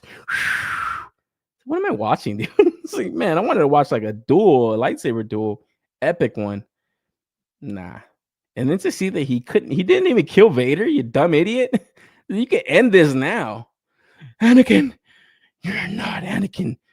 You killed Anakin. Now you kill him, motherfucker. He's bad, bro. You saw him killing people already. It's like, what the fuck? That series was so bad. This is like little Princess Leia too. Oh man, why are they making this? This is so dumb. When I realized how dumb it was, I was like, yeah, that should have been a home run. Obi-Wan Kenobi series. Oh, man, I'm fucking goated, bro. A little continuation of the Clone Wars, everything. Fuck the prequels, all that should have been fucking knocking it out of the park, and they flopped that shit so bad. So I don't want anything attached to this shit. I'm good. And yeah, like I said, that dual wielding lightsaber, Reva lightsaber, that's a non-accessory. That's a negative accessory. It makes the rest of it look even worse. And then we're moving on. Their other pre-order is this 2.0 Aquaman. And damn, this dude is packing, bro. Holy shit. Man, when I saw this, I was like, fuck, why are they making this old ass shit, man? But to see that it's an update, I didn't get the comparison shots to the head sculpts from the previous one, but it just looks like so much of a like better looking Jason Momoa like head sculpt. The likeness is on point with this. Like I said, this is where I feel like Mafex is still ahead of the game when it comes to likeness. Like their printing tech is on point, except for that fucking Vader. For some reason, I don't know why. It just looks like it's missing like paint on that shit, but scope looks like it's on point. Right here, the likeness looks on point. My dude packing, bro. Holy shit. But to me, I'm done with anything that has to do with the Snyder universe. Like I'm already looking forward to the James Gunn stuff. The designs on these DC characters, they weren't the worst, Like I said, I was a fan of Gal Gadot, Wonder Woman, even her design, costume. I thought they killed it, man. Casting, she's not the best actress, but man, she looks exactly like Diana. So I was like, yeah, this, or at least what I imagine her to look like in live action. Great looking costume right here on this Aquaman, dude. Like awesome looking costume, but man, these movies are just done so bad that that's the last thing I want is more merch from this shit, man. Because yeah, like Codename is saying, Garbage and Mafex 50 next year. Yeah, these are both gonna clearance out easily. I would not run the pre-order either of these. And we're seeing a little bit of an uptick in price when it comes to the Mafex stuff, because I believe both of these are like at $100 on the HLJ. It's kind of surprising. I was like, fuck, that's a lot of money, man. So it does have a cool little effect piece right here with this Aquaman. And then like his hair up and kind of like swept underwater and stuff. So that's interesting. Get kind of creative with like photography and stuff, like a little underwater shot. But yeah, this is like, not that it's like fucking poorly made, but it's just too old already, man. Like, let's move on already. Fuck this shit. I'm done with this. And then like I said, Star Wars 2, I'm done seeing any kind of Star Wars toys. It doesn't look like you're gonna be able to make anything cool to get that to for people to buy their stuff anymore, And like I said, maybe if MEZCO does get the license, he leans in the Gennady Tartakovsky designs and stuff, something different than no other company's given us. But yeah, this right here from Mafex, yeah, these are 2 early year pre-orders. You could definitely tell they just wanted to pump these out there. Like, hey, maybe we might get some people to order this shit. Aquaman Trident is on hard. Yeah, my boy got that Trident, bro. Got that third leg going. Oh man, holy shit. Oh man, goodbye Snyder universe. I'll miss everybody being sad. It's being sad at gray and slow-mo. Yeah, exactly. It's just so depressing to watch these movies. It was like, man, not feeling it, man. Apparently this guy's supposed to be casted as Lobo. I think that'd be a great casting, but it would kind of trip me out to see that he was just Aquaman so recently. It's like, what the fuck? What do they do with this shit, man? Like, they really fucked this shit up, bro. So yeah, staying away from these pre-orders, saving me a little money. One thing that I'm not gonna stay away from though, stupidly going in for this one, is this fucking McFarlane DC Multiverse Flash and Titano 2-pack. And like I said, when this was revealed at their little event, very slow to roll pre-orders out, but I fucking need a Flash. Hopefully I can move this fucking monkey. I want to fucking sell that shit. I don't want to keep that. It is obviously reused from that Kong, but just look at that waist swivel, man. I was like, god damn, they skimped out on that shit. So I might just have some fun with it, like on the desk and shit, just because of the size of that motherfucker. But I'm really looking forward to the Flash. I think it's a great looking one. So yeah, I hope this isn't at fucking some crazy $80 price point. I hope it's relatively cheap, around that 60. I think even that's a little high, but like I said, just the size of this fucking monkey is probably gonna jack it up. So I'm not looking forward to that, but I do need a Flash. When did Uncle Man get a third leg? Good Lord. Yeah, that shit is looking, he packing, bro. Oh man. Yeah. Rojo says, give me that monkey. Shit, I might have to send it to Rojo. Fuck it. He calling it. He wants his shit. Because yeah, I don't need that.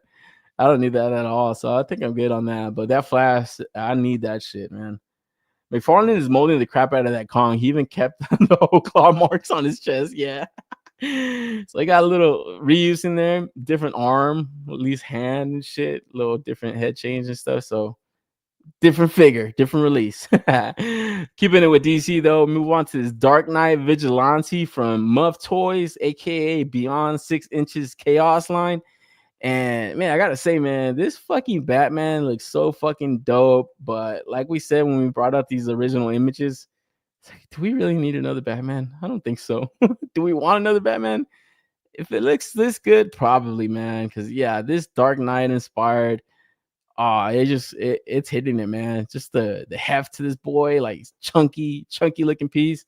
And the soft goods, man, they look so great on this. Like, oh man, I love how this thing looks. Just the early images that we see, obviously, got to see this stuff in hand, but I don't know, man. I feel like Muff Toys is coming out the gate strong, bro, with their stuff. Obviously, people have picked up that Clark Kent, and then these guys also put up for pre-order originally a Superman, Dark Knight Superman. So that's currently up for pre-order, and yeah, not too expensive. They're relatively cheap for what they are, like soft goods figure. But when you look at the accessory spread, they don't come with too much. I kind of at first I thought the Batman came with more, but the Superman does have like these extra head sculpts. It has that fucking helmet and shit, so that's cool for cool photography shot and stuff. And then the Batman just comes with the shit ton of batarangs. It's like, yeah, that's cool to get them all, but probably only needed a couple of them. So yeah, we'll see. We'll see where I could even, if I could display that. It'd be cool if his little pockets opened up. You could kind of put them in there. That'd be awesome. Nice fucking utility belt. That should be sick. And then yeah, he's got the GAT. So this is awesome, man. I'm definitely going in for this pre-order. I locked in the Superman through TOYZ Metaverse, and I think that's where I'm gonna lock this up. Not 100% sure if I saw this go up on 5K Toys, but if it is up on there, I'll probably see about going in for it through there. But if I already got the Superman on TOYZ, I might as well just keep that shit. And then yeah, this unmasked head sculpt too, Old Man Bruce. I like how it looks too. So got that grit to it, man. And I'm excited to see what else they put out after this, because I can't imagine they do that fucking armored Batman suit, but man, who knows what they got up their sleeve. So yeah, overall I'm pretty content with just what they're kind of putting out. It looks fucking dope. Diggs Figs definitely all in on Muffs. Hey yo.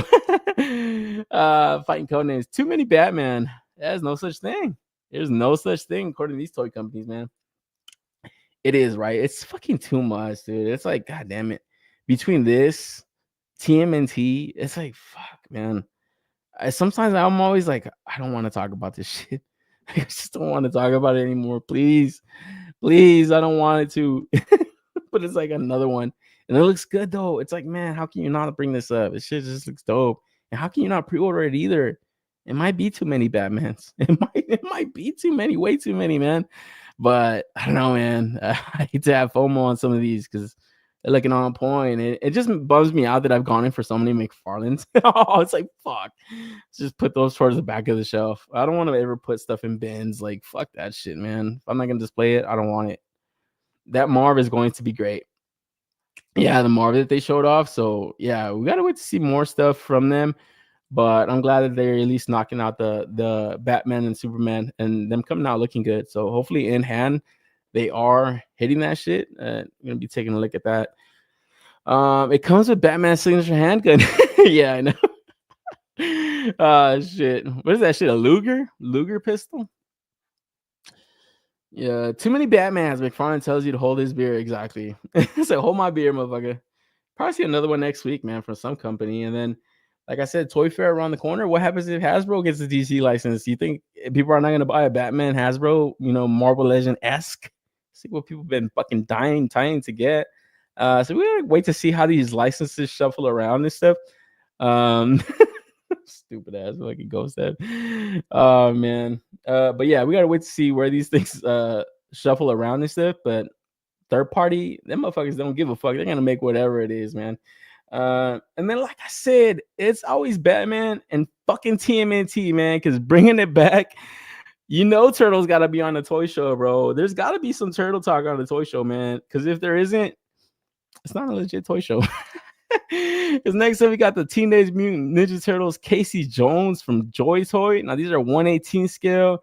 And man, I feel like people that are like just fucking taking like photography of these like figures are really selling the fuck out of them, man. Like I said, when they put up the Bebop and Rocksteady, I was like, nah, I'm good. I'm just gonna keep the four brothers, and I don't need the rest, because I feel like if you get Bebop and Rocksteady, it's like that slippery slope. You're gonna have to get the Shredder next, and probably continue on. But I kind of paused right there and I didn't continue. But man, seeing those like in-hand shots of them, they look so fucking badass. They just look like fun little toys. And it's like, man, it's always about that with the 1/18 scale. It's like, how much world building are you able to really do, man? Like, not even just with like regular diorama pieces, but even when I see like the Playmates stuff, just a contrast with like an old vintage style toy and like modern shit. It's so fun. Like, to me, I like that shit. And this Casey Jones not bad looking, man. I was really kind of looking forward to see how they were going to execute the design of it. And man, I felt like they kind of played it safe, gave you everything you need with him. The head sculpt looks pretty cool. I kind of would have wanted like another like head sculpt with his like hair kind of windswept more. So you get like some action shots of that dude swinging some of his fucking weapons and stuff. That would have been awesome. But you do get this interesting, like fully like helmeted rollerblade fucking hockey football type of shit. This looks crazy. Like, this just looks like something I've never seen, on an action figure for Casey Jones. So I did like that. It's fucking dope as fuck. It's like street hockey player type. Like, that shit looks fucking insane. And it comes with a fucking baseball. It's like, it's fucking dope, man. So a good spread on this that, yeah, they're kind of really making it worth getting, because like I said, whenever you make the TMNT, you obviously put out the brothers first, and then how do you entice people to kind of get more of the characters, and you just kind of got to come out fucking knocking it out of the park as far as the design goes and where you're gonna pack into them, man. Because for a 1/18 figure, like, man, this shit comes with more shit than some NECAs that I get, So this is cool. And then we move on to TMNT Captain Zorax. So we got one of these Triceraton type motherfuckers. And yeah, this is, like I said, this is where it really gets dangerous, man, as far as that slope goes. Because you start getting into these, and this being the captain, you got to get like some fucking lieutenant types or like the army builder types. So they're smart. They're coming out with the original characters, obviously, and then characters that they're able to get reuse from. So able to reuse some of these molds. And I really enjoy seeing like the accessory spreads that they all come with. Like that Bebop and Rocksteady came with some pretty dope guns. I think Homeboy came with like an electric guitar and shit. Seeing these weapons, it's like, holy fuck, what the fuck is this shit, man? This weight looks fucking dope. You could even use that on like a figure like a Goku, like talking about that diamond stuff, little kid Goku, because it's 1/18 scale, maybe like an Anya or some little kid character. That would look awesome. Something fun, So they're really knocking that one out. And then we got Adjutant Zork. I don't know if I pronounced that right, but just the color on this one looks fucking awesome. And then, like I said, they're able to reuse some parts here and there, like the feet, legs, obviously some of the arms and stuff. So able to kind of pump out different characters without getting too crazy with the different molds and stuff. So it's smart for them. And then, yeah, people that are already content with like their past releases, because it's like I said with these guys, it's not just pre-orders. Look at the highest always. How many Godzilla pre-orders are out there? How many people do have in hand? It's like not a lot, just the legendary stuff. But you look at the GMK stuff, it's not released yet. Mecha Godzilla, not released yet. 2001, 2002, not released yet. It's like, fuck. These guys, as soon as you see a pre-order, you see like their previous wave shipping, like shit. I was surprised to see how fast that Bebop and Rocksteady shipped out. That people got the Shredder in, I think, I'm not mistaken. So yeah, they're continuing to pump them out. Like they've already showed April, the Splinter. So we gotta wait to see. You know, like I said, the Slash, that might be the next one that I get because I really like the design on how they put that one together. He just looks fucking badass, you know. And like I said, I'm always a fan of Slash. And from there, we move on to the Triceraton Infantryman. So yeah, like I said, good army builder to kind of really get more pre-orders going their way, more money obviously into the line. So man, can't go wrong with these, man. Like this looks like at least you get 2 of these guys, maybe one of him, one of the captain, the Casey. You know, that's a good amount of pre-orders. That's like 5 or so, you know. And then yeah, like I said, them being so fast to pump them out, you're not gonna be waiting super long. And like I said about the past releases, the accessories are cool. You get these like little weight set. I say you use that with like little different chibi or smaller characters. That would look funny. And yeah, they're like different designs on them. I really enjoy how they look, man. And the Triceratons are not something I really know too much about lore wise in TMNT, but I always like their figures and shit. The last one I bought was that NECA Mirage joint, that Gladiator one. I was like, man, I never saw that shit go below retail or MSRP, but if I see that shit go on sale, I want to get at least another one because it comes with a shit ton of weapons, man. Like I was like, man, I gotta get more of these dudes to display with these shits because they look so sick. But yeah, jumping back to this looks fucking awesome too, you know. So I'm sure the fans of this line are really content with the shit that's coming out because, like I said, the detail they're packing into the sculpts and shit and the paint, they look on point, man. Hustle SM JOYTOY is so good at winning teams, yeah, and it's like Codenames has brought up in the past, like when they do their turtle van or their fucking mutant module and shit, like or their sewer lair. Man, that's just gonna look like a shit ton of fun. You know, that's when I'm gonna be like kicking myself, like, man, why didn't I go deeper in this shit? Diggs, he says Casey's weapons will scale nice with McFarlane figs. Yeah, they are fucking large, son. They're more stylized, but I kind of like that about them. It kind of gives it that more kind of cartoony factor to it. I don't know. I saw that shit like in his bag, and I was like, holy fuck, that shit looks funny, like his bat and shit. But I don't know. It kind of adds to the design of him. You know, it's like it's not so serious and shit, you know, it's like kind of more fun. So, you know, I dig it. And like I said, this little accessory set that he's got to kind of get this look going, like that shit looks badass. And I wish fucking another toy company would do that, like in a 1/12 scale, you know. And that's like I said in the past, like it doesn't all have to be 1/12. It's like, man, if these guys are already doing it, hey man, put your money down, man. Fuck it. Enjoy their toys at the end of the day. Not everything has to be perfectly scaled and uniform in your collection and shit, you know, because at the end of the day, nobody's ever gonna come and look at your stuff and be like, why doesn't make any sense? Why is this next to this? This is not even the same size. They're toys, guys. Like, come on. You know what I'm saying? Like, it's not a deal breaker a lot of the times, but it is something to kind of take note of when you're not really particular, you know, a fan of a certain scale. It's like, oh man, do I really need these just because they're TMNT? That's when you got to kind of really distinguish your collecting habits and stuff, you know. But I don't know. For right now, I'm just enjoying them just as a admirer and shit, you know, because like I said, when I see these up on my timeline and stuff, I'm like, damn, these guys are killing this shit.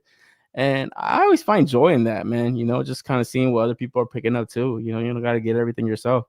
I have some JOYTOYZ mech and they're extremely good quality. Yeah, the fucking Warhammer stuff that they put out, all that other mech stuff that they've like shown off and stuff in the past, it looked great. Even the JOYTOY 112 line, just as great. Yeah, that I forgot what the name of that shit was of the specific game, but I know what you're talking about. Hustle. Yeah, they look cool. I haven't got any myself, but I like the designs on those like little waifu chicks that they got. They look pretty cool.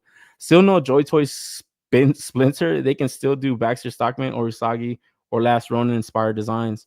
Yeah, the Splinter they showed off, but I don't think it's shipped out yet. But yeah, if they do like an Usagi Yojimbo, that would be another one that I would have to like really kind of get, you know, because like I said, the design of them, I like more of these like animal types, you know. I see the humanoid Casey, I'm like, that's like definitely gonna stand out on my shelf. But these little animal types, maybe I get them. We'll see, man. Because like I said, I don't want to talk myself into some of this shit.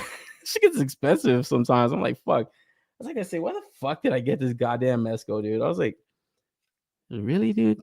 $250? Like, I was like, man, I gotta put the battery in this shit. I was like, man, I don't know, man. Then I was like, you could just do this shit with like a pink skull, like just kind of kid bash some shit. Just a fucking Gomez, just playing Gomez. I was like, I don't know, man, 250, bro.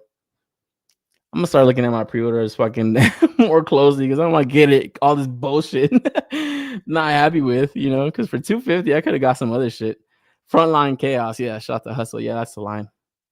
Yeah, so we gotta fucking pause when I look at this stuff. I should be paying attention more. It's my own fucking show where I'm looking at this shit. Sometimes I just run to pre-order, man. And one thing that almost is getting me to run to pre-order this shit, where it's like, bro, don't lock it in, man. Don't lock it in, not yet. But man, from 118 to 16, next up we got this Terminator 2 Judgment Day T800 Arnold Schwarzenegger Terminator, baby. 2.0. And man, you want to talk about iconic, dude? Iconic movie characters. Is there anything more iconic than this motherfucking Terminator? Like, holy fuck, man. I always remember watching this movie for the first time. The movie posters to this. I'm not gonna go on my fucking poster rant, but that was one that I had back in the day. It's just so fucking badass. I love this movie. I could be doing anything. I'd be doing anything. And if I shuffle through the TV and I see this movie on, I don't give a fuck what part it is. I'm watching the rest of it. I don't care if I gotta go somewhere. We're watching the rest of it. It's like fucking. I love this movie. This shit's so fucking sick. I always remember watching Terminator 2 before I watched Terminator 1. And when I watched Terminator 1 after, I was like kind of underwhelmed by it. I was like, oh man, this is like more old. I was like, man, that the other one was way better. I was like, man, I remember telling like my uncle and shit because he was like the one showing us. And I was like, nah, that's Terminator 2. The music, oh man, it's just so fucking good. Ah man, and seeing this Hot Toys, it's so tempting to go in for it. It just they're executing this shit really good. I think the one thing that I'm having a little bit of a nitpick with, and I did kind of hear other people bring it up, is maybe the shape of the sunglasses. They look a little off in some of the likeness. I don't know. I want to display them with the sunglasses though, but overall, just look wise, like this shit looks like museum quality. Like all the accessories that you get with this, man, this is how I have my Mayfix display. That's like one of the last few Mayfix that I ordered, like movie wise, was this Terminator 2 joint. So sick, bro. Where you fucking use this minigun on the helicopters and the cops and shit. Fuck, this was awesome, bro. You should have killed all those fucking cops. I don't know why you made that promise to not kill anybody. You should have killed these motherfuckers. It's the only thing I don't like about that shit. Kill them cops. Oh, hey, yo, YouTube ban me. I'm talking about the movie, all right?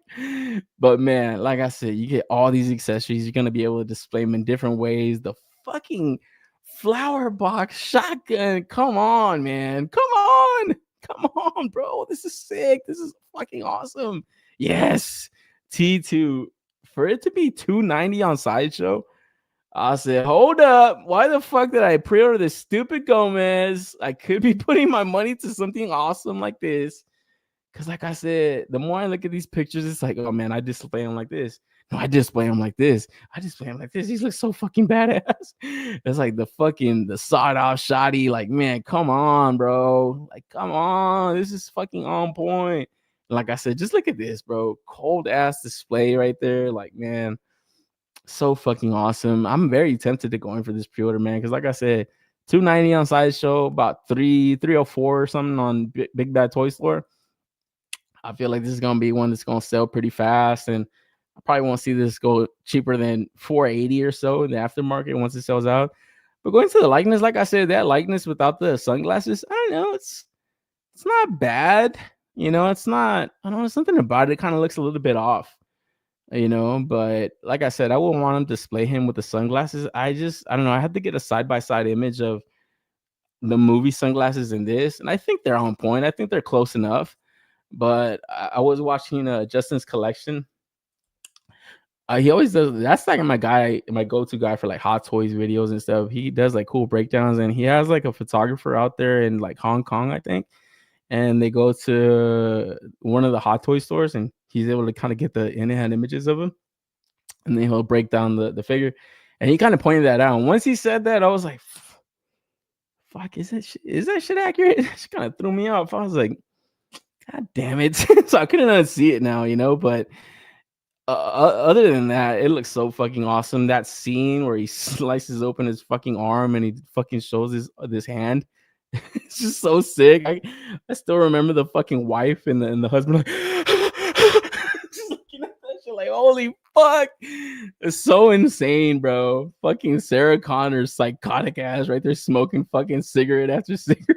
It's fucking crazy. And yeah, man, even this to display him out like this a couple of times, you know, in the year, like how fucking sick would that look? This part right here, they probably didn't even need to do that. Give you this look, also this head sculpt, the rolling eyeballs. So you're able, you know, you get them kind of looking to the side. It looks a little bit better, but something about it's not 100% right for me at least. But it's not bad, you know. It's like 90% there for me. And then the soft goods, obviously, is fucking iconic biker fucking costume and shit or get up that he gets in the beginning of the movie, or he's just fucking, I need your clothes. He takes that motherfucker's shit, just starts kicking everybody's ass and stuff. A fucking awesome piece, man, that I'm like, man, this would be like I said, one of those iconic pieces. You get a good Hot Toys collection going, man. It's like everybody can recognize this shit, man. It's a fucking Terminator, dude. You know, this is fucking Schwarzenegger on the fucking map, bro. You know, and man, talk about a fucking action star, bro. These are action stars. The Stallone, the Schwarzenegger, Van Damme. Go watch that movie Cleaner, starring Daisy Ridley. Go look up a review of that, a trailer of that. And it's like, that's the action movies we get now.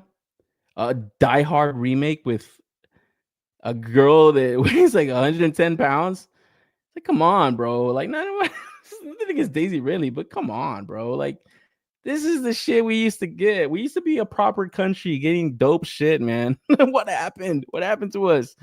You know, it's like, goddamn, I would buy this. I wouldn't buy a Daisy Ridley fucking Cleaner figure. Like, fuck me, man. You know, like, how badass does this look? Ah, man, the more I look at it, the more I fucking want it, man. So I definitely got to move on, you know, before I lock in that pre-order, because I already got a couple Hot Toys pre-ordered this year, man. And yeah, they're going to start charging soon because I got them kind of set up through payment plans. But that Darth Vader, I couldn't stay away from. That Dr. Doom, another one that looks so fucking awesome. The Dark Knight Batman, talking about too many Batmans. That one was a great price. This looks great, man. And I think if I didn't pre-order maybe another one of the Hot Toys that I have coming up, I might go in for this. And like I said, the more I look at it, the more I fucking want it. Yeah, that Gomez ain't it. No, man, it's like fucking shit. As I was looking at this, I was like, bro, this shit cost me $250. This shit, when I could have gotten this, it's like, why? Why the fuck did I do that? Oh man, dude, that sucks, man. Ah, man, I'm not happy about that. I was kind of unboxing that and shit. Shout out to Toy Games. And you guys watch his channel, but yeah, great review that he did on that. And I was like, fuck, my shit was arriving later that day. I was like, god damn it, I wish I would have watched this before I pre-ordered it. Send him the shit, man. Man, this is awesome. Will Flow, yeah, this shit looks so badass. Omar, would you want small soldiers type figures? Get that AI figure. Oh fuck yeah, I'll take small soldiers. Shit, I'll take small soldiers. Hot Toys also shit. That would probably look dope too. Why get a minigun and not off anybody? What a crime. Exactly. I would have just been fucking spraying that fucking shit down. I've been raining bullets on these fuckers. That T2 battle damage version is the move. Yeah, I like the battle damage version, but man, I think the only other one that I would get, it would be the T1000. I remember just watching that movie and he scared the fucking crap out of me, bro. That actor, I forget the name of that actor. I remember him from The Faculty also. I don't know if you guys ever watched that movie. That movie was filmed in my high school. I remember watching that shit and like, hey, yo, and hearing about that they filmed that there. That actor, he just has like such a like stoic face and serious like demeanor. Like him as a cop, and the fact that they made him like a cop was just so fucking genius, because it's like, man, especially LAPD, bro. You see LAPD out here, and it's like if you were a fish and you just see a great white just swimming past you. That's how you feel sometimes, even though you're not doing shit. To make him a fucking cop, I was like, man, it's so genius, because psychologically you're just thinking like, this motherfucker is a killer, bro. This guy's evil, bro.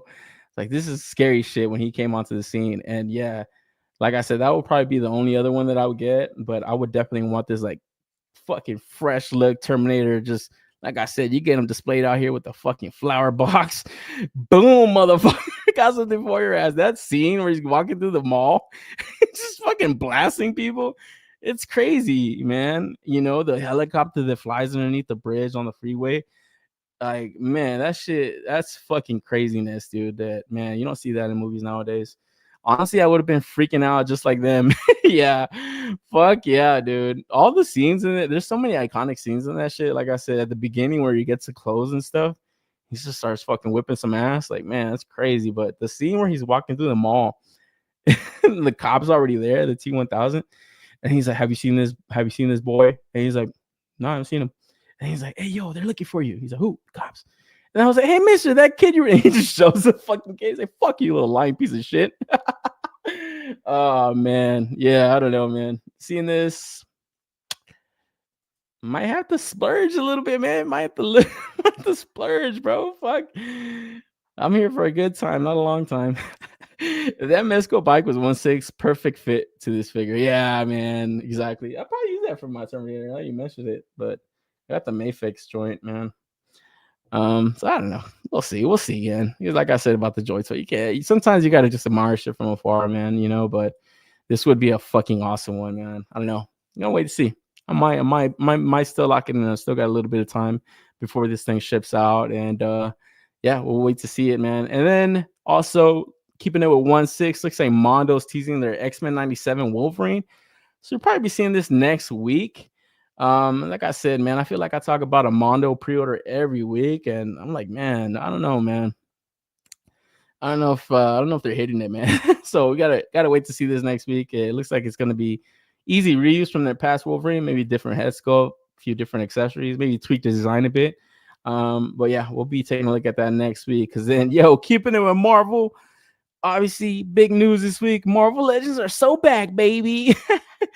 Did they ever fucking leave? I felt like this was the main talking point last week. Was their Maximum Series Spider-Man stirring up controversy, you know, breaking the bank and stuff.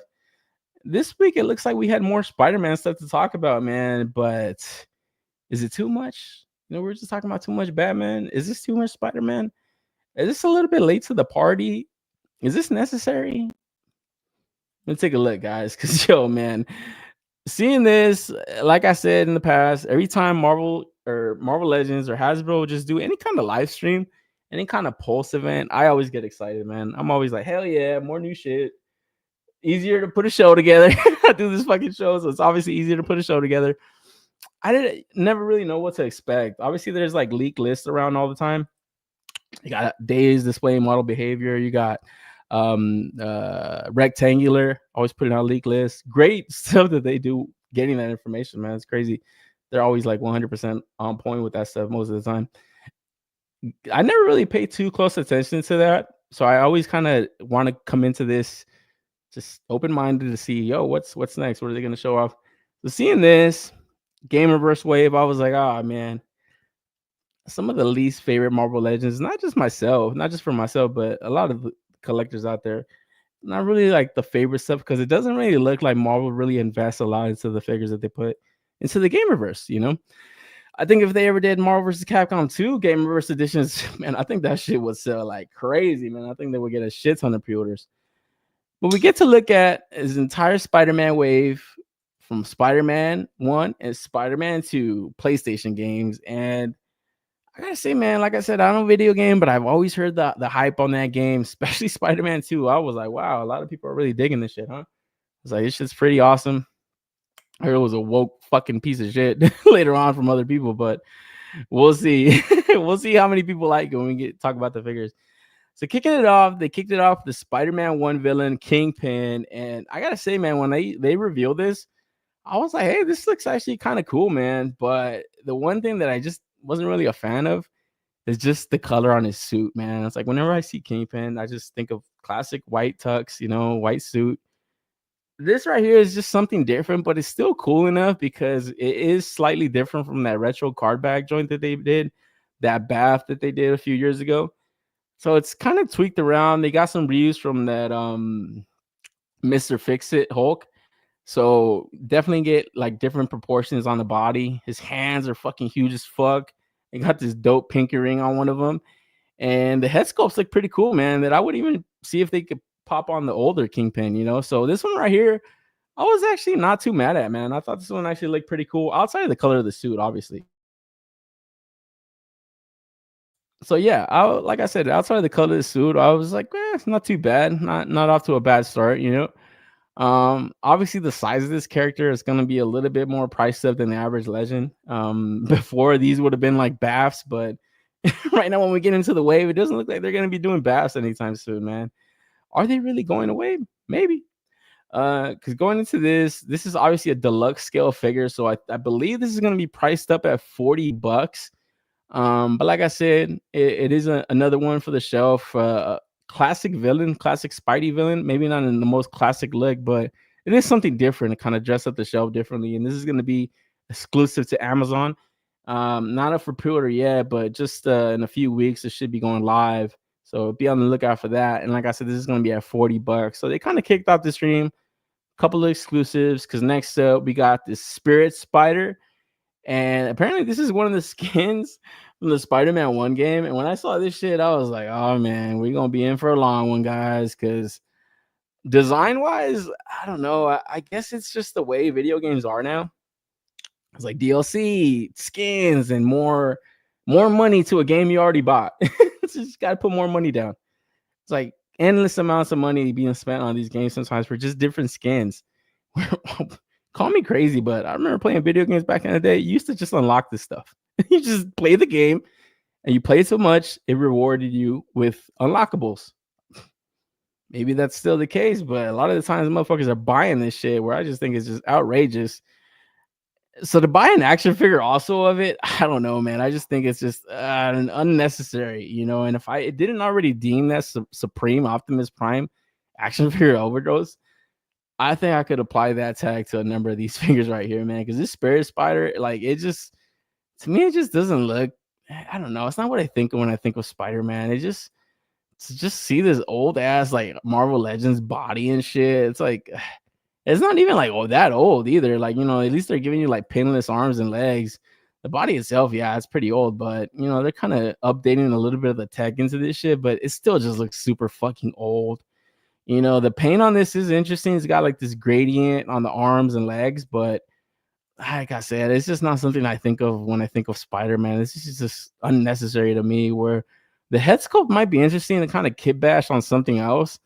Not even necessarily a Ghost Rider, but it is kind of cool, that translucent plastic and shit for the flame top. It looks kind of cool. If I could think of something to pop that on, maybe just, I don't know, some kind of other kit bash fucking skull head type of character would look a lot better than on this like Spider-Man body. Like, I don't know, I'm not really feeling this one, man. So to see this one being a Walmart exclusive, I was like, all right, Walmart could go fuck themselves. They're gonna be stuck with this shit. This shit's probably gonna be $6 like a few of their recent releases to be sold exclusive on their site. So this is definitely gonna clearance out. I wouldn't run a pre-order this, guys. No fucking way, no fucking how. But like I said, they kicked it off with these two exclusives, one to Amazon, one to Walmart. And we get into the wave. And then, like I said, I didn't play this video game, so I didn't really know what to expect. And we get into this one, and I saw this, and I was like, oh, shit, is that Spider-Man? Like, oh, damn. I was like, oh, no way, that's Miles. But guess what, guys? Miles is Spider-Man now. So, yeah, you're gonna be able to say this is Spidey. It's just Spider-Man. But when you look at the packaging, they're gonna distinguish, obviously, this is Miles and this is Peter Parker. Because obviously this is like a upgraded suit for Miles, so it's kind of inspired by that classic Spider-Man costume. Also the upgraded suit, that PlayStation suit with the white and everything. I was like, I don't know. Like I said, I wish Miles would get like all new body. This shit that they're kind of retooling or repainting and stuff. That shit ain't it, man. That shit was bunk. I was like, fuck that figure. I got that shit. I was like, man, that shit's ass. Nowhere near like import quality for Miles. And like I said, if they're really trying to push this character so hard all the time, they should really invest in his like tooling and stuff, you know, because I'm like, that shit ain't it. Other than that, it's kind of cool. Obviously, cool classic head sculpt, you know, and then kind of get some of the effect pieces with the Miles and stuff. So I don't know. Like I said, it's unnecessary to me. Miles Morales already has such a cool costume. The black with the red highlights, like, yeah, that shit's awesome. Even like the Across the Spider-Verse, it's just more simplistic, but it's got like a little bit of like graffiti vibe to it. I like it. His costume is dope already. So this to me, I'm like, motherfuckers is buying this skin, or are they paying for this shit? I don't know. I wouldn't pay for the skin, and I definitely would have paid for a goddamn action figure of this shit. So to me, this is a fucking pass. Where now that we look at one of the trays, it's like, yeah, this is not coming with the BAF piece. But when you really look at the wave of figures, it's like, you want a BAF? You want to buy this fucking crap? I'm good, man. Like I said, that recent X-Men wave that's hitting right now, it has a dope genocide BAF. I'm not getting that shit, but I would want that BAF. So I'm not mad at this by Hasbro. I don't even think they think they're gonna sell a lot of these figures, man. I think they know a lot of these are gonna hit clearance. Because next up, the one that I'm more inclined to get, I don't necessarily think I am, is the black costume symbiote Spider-Man. Now, like I said, they're both Spider-Man. They're both Spider-Man. This is Miles Morales upgraded spider suit, and then this is going to be Peter Parker symbiote suit. So it looks like they ran into a creative wall right there, where they never thought of a fucking superhero name for Miles, man. It's like, no, he's the new Spider-Man. Okay, that's fine. Then what's Peter? Why is he still around? Kill him off. Why the fuck is he still around? Because we get into this figure, and like I said, man, a black costume Spider-Man is always dope as fuck. It's just something cool about it. Obviously, he's all black with the white fucking logo and shit, the white crest on his chest. Obviously, his power kind of increases a little bit because of the symbiote. They kind of got creative right here with some of the texture on the body, so you're able to get like more accurate to the game. I guess that game, the symbiote costume is like, it's like a symbiote. It's kind of got like this like gooey or drippy texture on it. It's cool that they kind of added that texture to the figure, and they didn't just put out a fucking another black costume Spider-Man. It's actually in the market right now. You could buy one. That Secret Wars one's pretty cool. It's like, man, it's kind of too close for that. So like I said, if that Secret Wars one wasn't out, this one would probably be a hot seller. I probably would have gone in for it myself, honestly. Because something about it, like I said, it's just a costume. It's always going to attract attention. It's just super clean and dope looking.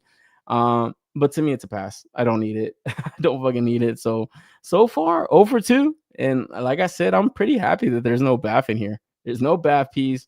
I'm not going to have to unnecessarily order 2 figures that I don't really want. So when I see the arguments of people saying, oh, there's no more BAF pieces, the only thing I could really get mad about with that is that the price doesn't decrease. Like before, this would have been $25 with a free BAF piece. People thinking that's free. Okay, that's free. Now they're taking that away. It's like, man, the only reason, like I said, I'm happy is that I don't unnecessarily need to order these, but the value diminishes on the release because they're not giving you that extra piece that, yeah, maybe you could just sell off if you don't want the rest of these figures. So there's value being taken away from each release. That's where I can understand collectors. But to me, I'm still happy about it. I'm like, whatever, man. And next up, we shuffle from Peter back to Miles, and we got his Boricua costume. And it was really funny to hear Dwight say that. He was like, Boricua, his Boricua costume. So we got a little Puerto Rican flag kind of on the costume. And like I said, when I saw this, I was like, it's kind of interesting. It's kind of really reminds me of this other design to him that this artist named Ivan Coelho did. And I got a couple images right now. And that's probably my favorite Spider-Man artist right now, man. Ebon. He's fucking awesome.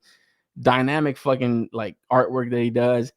Going into this costume, I was like, is that it? Is that the costume? But no, it's very kind of stylized different. And I'll show you right now why this one sucks ass. And like I said, this is kind of, to me, this is unnecessary to buy a skin like this in a game. It's like, if you unlock this, that's fucking dope, but it's not much of a change to his costume. And like I said, they're really pumping the fuck out of this mold. It's like, fucking you pieces of shit, man. Like, they could have given us pinless arms and legs a long time ago. So to see it all filled with it in this entire wave, it's kind of crazy. And then, like I said, it's just minor tweak to his costume. It's mostly just like his chest and his hands you could use for your other Spider-Man. I'm like, yeah, 0 for 3. I'm good on this one also, man. But like I said, had they done the correct Boricua costume, they would have gone with my man Ivan Coelho's "What If Miles Morales Became Captain America" costume. And this one is so much fucking better. It's got the bigger star on his chest. It's a fucking, it shit just looks way better, bro. Like, to me, even if this is not Boricua inspired, it's still close enough. And it does pay homage to not only his like Puerto Rican heritage, but also, yeah, Captain America shield, man. Fuck it. Give it to his ass, man. So if the gamers or the game developers took that design from Ebon and just made this, it's like, you guys killed this shit. It ruined it. This looks way fucking better. I would have bought a figure of this. Fuck yeah, I would have bought a figure of this shit. This shit right here. 0 for 3, baby. 0 for fucking 3. They're not hitting this shit, man. Because like I said, this design to me is so much better looking. You even got like the red and white on his like arms and fucking legs and stuff. So to me, this design was way sicker. I remember picking up this fucking issue of Miles. It was just some random issue, but like I said, that artwork that this guy does, I was like, man, I got to get that cover. That shit just looks sick. And I would have wanted to see that, yeah, like an action figure of this. So I was like, man, I don't think they're ever going to go back to this shit. Because like I said, that star on the chest is just tiny, man. They should have really accentuated that shit, made it bigger. This really looks like he just cut up a flag and just kind of put it on his fucking costume. It just does not look good. It looks off, So like I said, they should have really done the design justice and really kind of leaned into that shit. But whatever, easy pass. And like I said, 0 for fucking 3, man. Because next up, we move into the Peter Parker version of Spider-Man, and we got this anti-Venom suit. And for the life of me, I don't know why they went with this version of the anti-Venom suit. It's like a variation. Like I said, I haven't played this game, but I did see the anti-Venom suit Hot Toys, and I said, man, that all white with the black, oh, that shit looks sick. I was like, man, that looks awesome. Yeah, that would have been a costume I would have been using a lot in the game. That shit just looks badass. What is this? What is this? This just looks so cheap. It's just like, what the fuck are you guys doing, bro? What are you guys doing?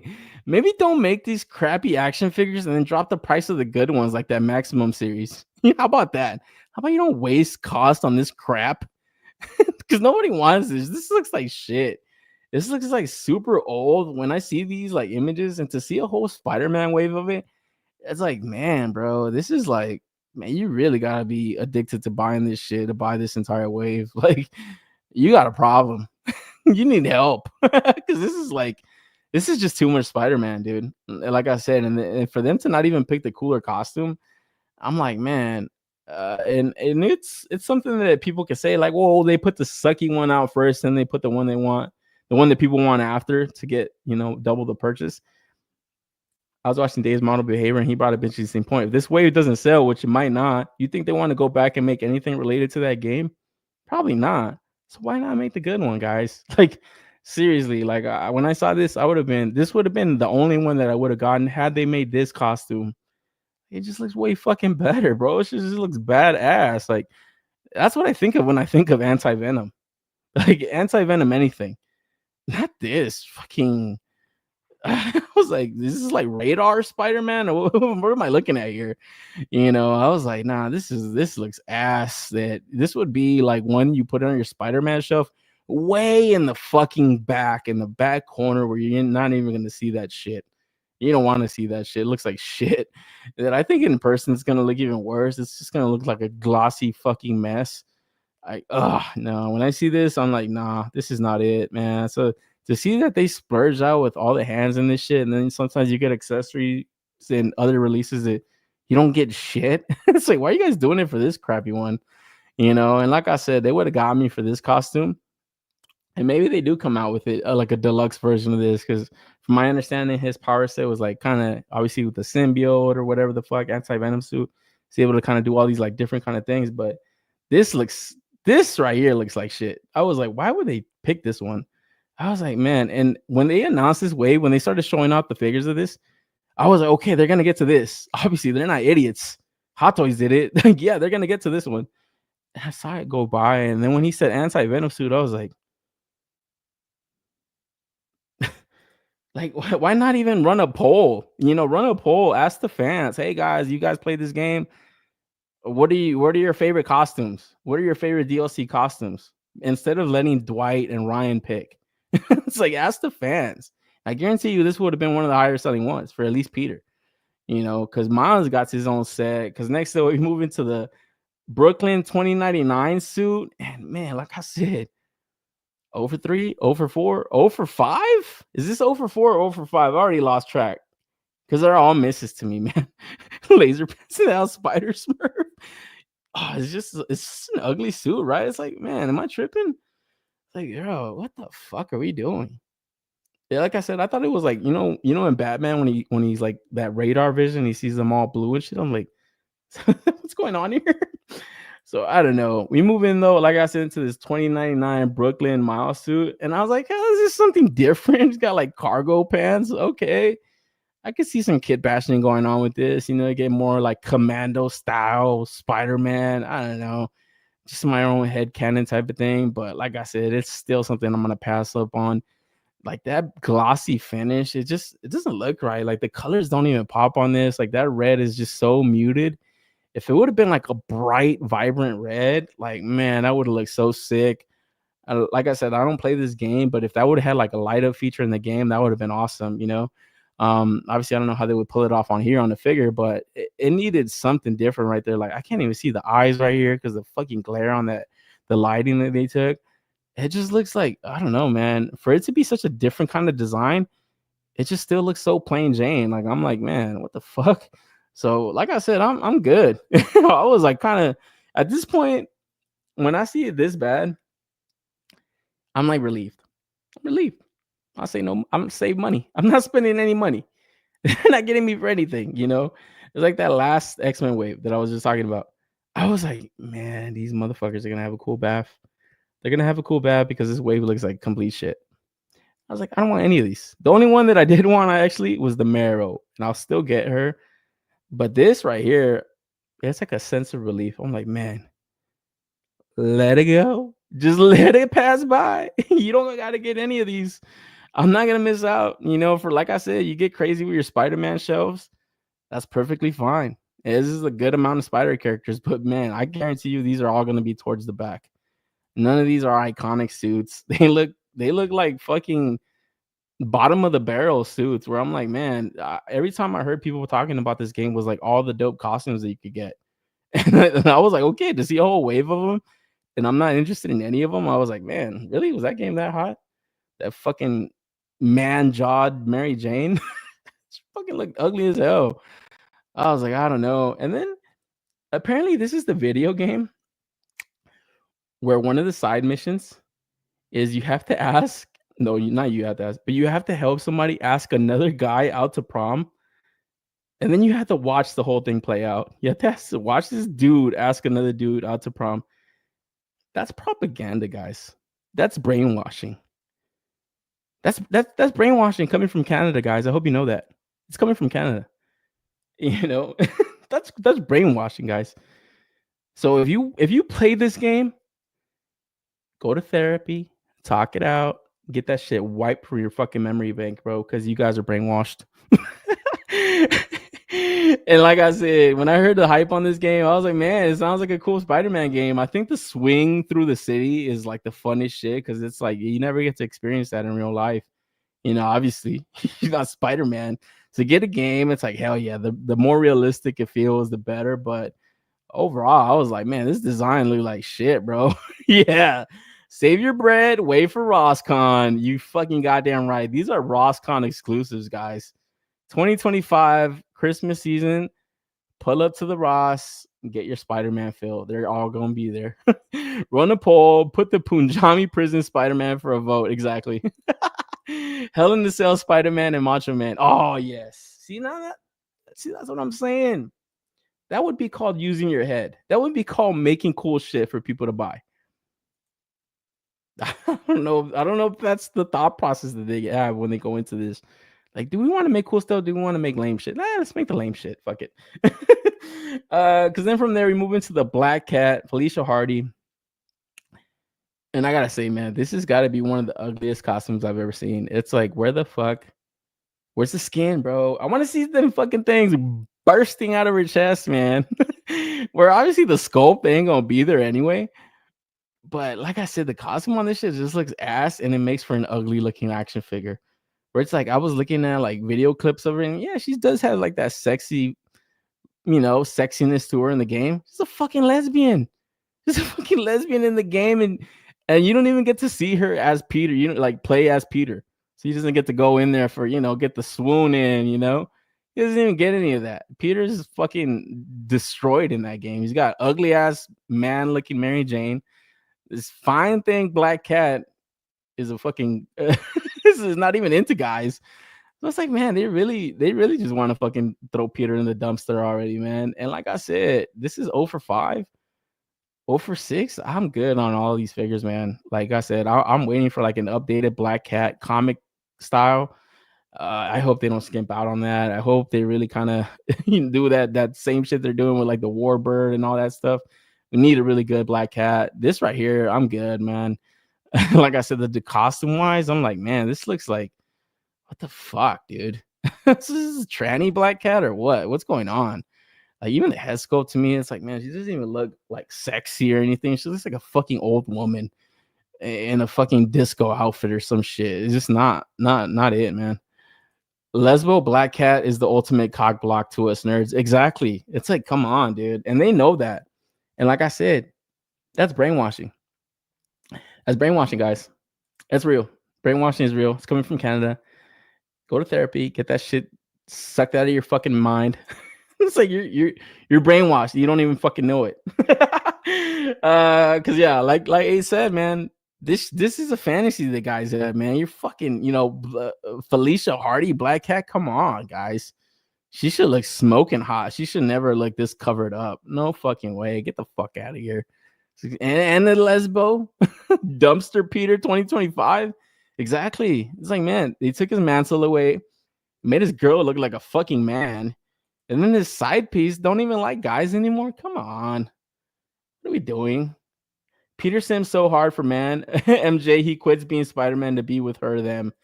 Exactly. And that's what I heard at the end. He's like broken as a character. He's like, the city doesn't need me. They need you. You, Miles, you're Spider-Man. Okay, fine. Give him to Miles, him and his fucking deaf girlfriend. This is so dumb, guys. It's Canadian propaganda.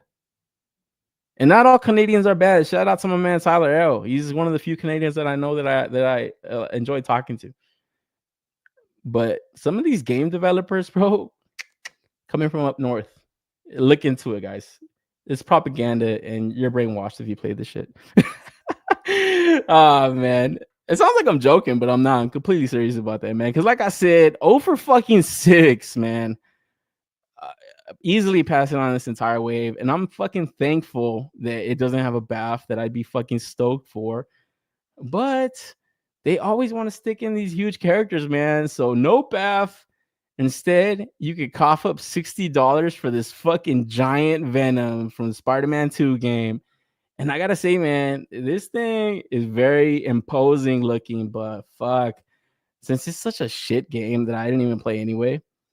And I'm just shit talking, honestly. Like, yeah, I don't know. Maybe the game was cool, whatever. I didn't play it. But at $60, I'm like, I don't think I need this shit. It's just a huge fucking Venom.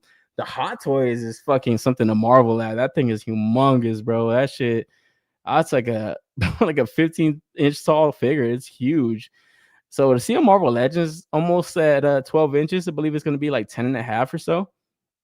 And you got fucking some removable drool. So that's pretty cool. The head sculpts look pretty cool. I don't know. If I see this on clearance, I might go in for it. And it might be the one to save this entire fucking live stream. Because like I said, I wasn't feeling any of those Spider-Mans.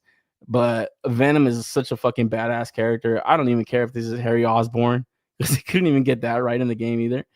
So this being Harry Osborn is like a different style of Venom. I don't know. It's just, to me, it's just action figure crack. It just looks sick as fuck. So at $60, I don't know if it's worth 60, but it's got that Venom tax on it. Obviously, it's like I said, they always kind of tax these cooler characters. I feel like Venom is one of them. I just kind of make them exclusive somewhere, or put them in multi-packs, like 3-pack or 5-pack or some crazy shit. And then also these deluxe types of releases. So this is like mega deluxe. They got their deluxe Kingpin stuff. Those are like $40. You know, the Venom pool obviously was like $40. These like Odin scale, and he was kind of. This is what was tripping me out with like people who were like, they didn't announce the price of the Maximum Spider-Man. They never do. They never announce the price of any stuff.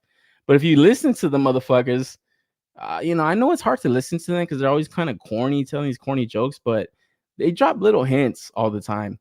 And I believe Ryan Singh kind of hinted at like, yeah, this is kind of resembles the scale of Odin. So obviously he's kind of telling you like, yeah, this is going to be priced around that price, nerd. So don't come after us. $60. Yeah, like I said, that's crazy. That's a mega deluxe figure where, like I said, 10 years ago, even 5 years ago, you would have got the torso in one of the figures, the head, the arms in another figure.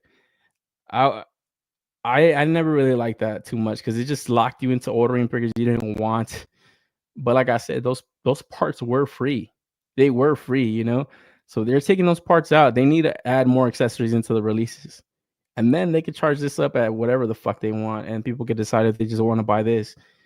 I would have accumulated more BAFs had they done it this model, you know, $60 price point. Like, yo, go for it. You could just order the fucking huge deluxe, mega deluxe figure, but it was never an option. So now I'm not really that mad at it, man. I think like I said, if I see this go on sale, maybe for like 40 or so, I might go in for it. I regret not getting that Odin. I think I saw him at like $45 at Best Buy one time, and I fucking passed. And when I went back, he just wasn't there anymore. And then fucking, I haven't been able to find him for less than like fucking $60 or $50 at least. They literally put the BAF as a separate figure. Yeah, exactly. It's like that's just the way it is. My man Tyler L. Shit. It's just the way it is, man. You know. Also, game also made all the girl B cups tops. They go from bee stings to mosquito bites. Yeah, dude, I saw a breakdown of that entire game and I was just shocked by all that fucking propaganda and that shit. It was kind of a relief that I don't want anything from the Spider-Man wave. Yeah, exactly. That's my thoughts exactly. It's a fucking relief. I didn't want anything. This is the maybe, you know. I pre-ordered the Hot Toys Game Venom a month after they announced regular Hot Toys Venom. Felt like a moron. Yeah, I remember you were talking about that. But I think the Hot Toys one is still dope, man. The Gamer Edition is still cool because, like I said, it's just completely off design. You know, well, not completely off. Obviously, it looks like Venom, but just size wise, like man, that's something that's he's imposing as fuck. And I like the head sculpts, even this one too, with like the closed mouth, that fucking jaw and that grin that he has. It just looks sick. So yeah, I think this one might be one that I get because even though, like I said, I don't care too much for the game. Like, when the fuck else are we going to see a Venom this fucking large? Like, this shit just looks crazy to me, man. So yeah, I'll probably see about getting this one. But like I said, I might want to wait for a little bit of a sale, get a little bit of a break in that shit. And then this one is going up for pre-order on the 27th. So a couple days after that wave goes up for pre-order, you're able to order this super deluxe. And this is going to be mainline and fan channel. So gives me a little bit of inclination. You might see a sale on this shit. So hopefully, but it is Venom. It is a fucking popular character. Like I said, they know it. We know it. Might be going pretty fast. Might not hit that sale price that I'm looking forward to. So maybe got to see. Venom Pool was a bath. This could have easily been a bath. Yeah, I think it could have. But yeah, I don't know. I think they got to really pick and choose on stuff. They can't really guarantee that everything in the wave is going to sell. So I don't know. I don't know what saves them more money, honestly. It's probably this one, right? Like, make the BAF separate. It's always about money. The bottom line and shit, man. And then they didn't end there. They did sneak in a little bit of a comic book reveal. So we got this X-Force 2-pack. We got X-23 and Warpath. And their Yost X-Force designs and shit. Or Yost X-Force team. I remember this shit had like Wolfsbane, Archangel, I think Domino. But man, the X-Force team I liked was the Uncanny one. So I'm waiting for that fucking all new Psylocke. Obviously, they could do Archangel for this one too. Obviously, a new X-Force Deadpool. I hope to see that. And then a fucking updated X-Force Wolverine, man. I know they got that up their sleeve. And it would be cool to get a Phantom X. But this Yost X-Force team, it's another cool one. I don't know if I necessarily need like these versions of these characters to be in X-Force gear and stuff. It's fucking Black Ops Squad, but X-Force design is always cool as fuck. I always like this black and gray costume that they got, and it looks like this Warpath is now on the Omega Red body, but man, it's like update them fucking huge arms, bro. I don't want to see no fucking pants on shit. Like, get the fuck out of here with that, you know? So I don't know. It's not the worst 2-pack in the world. I think the X23 looks interesting enough. I think people were kind of wanted a different head sculpt on one of them though. Because she's got like the screaming one and then this like angry, like grimacing one. I like them both. I like both of them, but yeah, maybe a more stoic one would have been cool also. But she's like a fucking Wolverine, guys. It's like, you can't win, you know. You get no action ones, and they're gonna want the action fucking head sculpts. But I think they're both cool. I don't know. I would have seen about buying this if it would have just been a single release, but I don't think I need the 2-pack, so I'll probably stay away from it. And then this is going up for pre-order also next month. This is the packaging and stuff, and there's no information on where this goes up, if it's an exclusive somewhere, but I don't believe it should be. I don't think they would want to make this exclusive. I think they want people to build out this team fairly easy. So yeah, going to be on the lookout for that next month. And then people are already kind of finding leaked images to the prices, so this is a lot of controversies knowing the price of these motherfucking things now, I guess. So yeah, $50 for this 2-pack. The Kingpin, like I said, is $40 on Amazon. And then the Venom, $60. A towering monstrous figure with alternate heads, hands, and symbiote effects, capturing his menacing in-game appearance. So yeah, standard price now for those mega deluxe figures is at $60. And then they close out the stream. They always kind of do this with a little bit of a tease. And they put out this fucking silver dildo. No, I was kidding. So it looks to be some kind of rocket or some kind of missile. And then yeah, people are just kind of guessing where it could be. I saw some people guessing online. It's like, oh, I recognize that shit from a G.I. Joe figure or a G.I. Joe vehicle. And it does definitely look like that. So it definitely has like that fucking swipe right there on the design. What do you guys think it could be, man? I heard some people guessing that this is going to be part of their Maximum Hulk release. Like maybe he's like grabbing like a missile. That would be kind of cool. I wouldn't mind that. You know, it's like they got to get kind of creative to really pack in that tray with a lot of shit if they want to charge some crazy price for a Hulk. So I could see that. I think that would have been my guess. Like him just like catching the missile. Maybe you could kind of put like the effect behind it and stuff. That would look kind of cool. But gotta wait to see that shit. Because yeah, if I'm seeing this like a missile, I hope they also invest the tooling into a new Hulk body. Like I hope it's not just gonna be a missile, rocks, and little accessories that are like, yeah, okay, this is cool, but no, we want the updates on the figure, bro. Like more than anything, you know. And hopefully they don't charge a fucking arm and a leg for that shit, because you know people are gonna be talking about that fucking shit, man. Maximum Aunt May teaser, her catching a missile. Yeah. Maximum Hulk incoming, exactly. You know, I would just look up the cutscene of the Venom fight. I might have to do that. I might have to go check that out. But like I said, I am kind of interested in that figure, man. So we got to wait to see what's up with that. And then yeah, guys, that's actually all the action figure toy news I have for the week. Fucking damn longer show than I wanted to do. I wanted to keep it at flat 2 hours, but these stupid rants, like I always say, man. But like I always say, also, thank you guys for joining me. Whether you caught a little bit of the show, all the show, or you catch the replay, I always appreciate it, man. Really, really does mean a lot to me to kind of get people to come in here and talk to me about this stuff. And then yeah, man, like I said, it's been kind of slow early on in the year, but we do have Toy Fair obviously around the corner, ZoloCon. And then I think once like more and more events kind of start to pick up, companies just start to put out more and more pre-orders and stuff. At least show off more stuff that's going to come out later in the year. So I'm looking forward to that. And then, yeah, going to come in here and talk about it next week, man. Episode 43. It's climbing, man. I do want to hit milestones as far as like sub counts and stuff to kind of do more giveaways. But episode 50, man, if I don't get to certain milestones that I want to get to, I don't give a fuck. Episode 50, be on the lookout for that one. I do got some giveaways planned for that. So that's going to be a fun one, but yeah, a few weeks off from that. But like always, guys, thank you guys again. And, I hope you guys are doing good, man. Like I said, it's a little hobby that we have going on here, and it's always kind of fun to come in and chop it up. But I hope everything outside, your endeavors outside in the real world are in order. I hope you guys are doing great. And then, yeah, I wish you guys health, and I wish you guys an awesome week ahead, man. Until next time, keep buying those stuff, keep collecting, and I'll see you guys on the next one, man. You guys take care of yourselves. Peace out.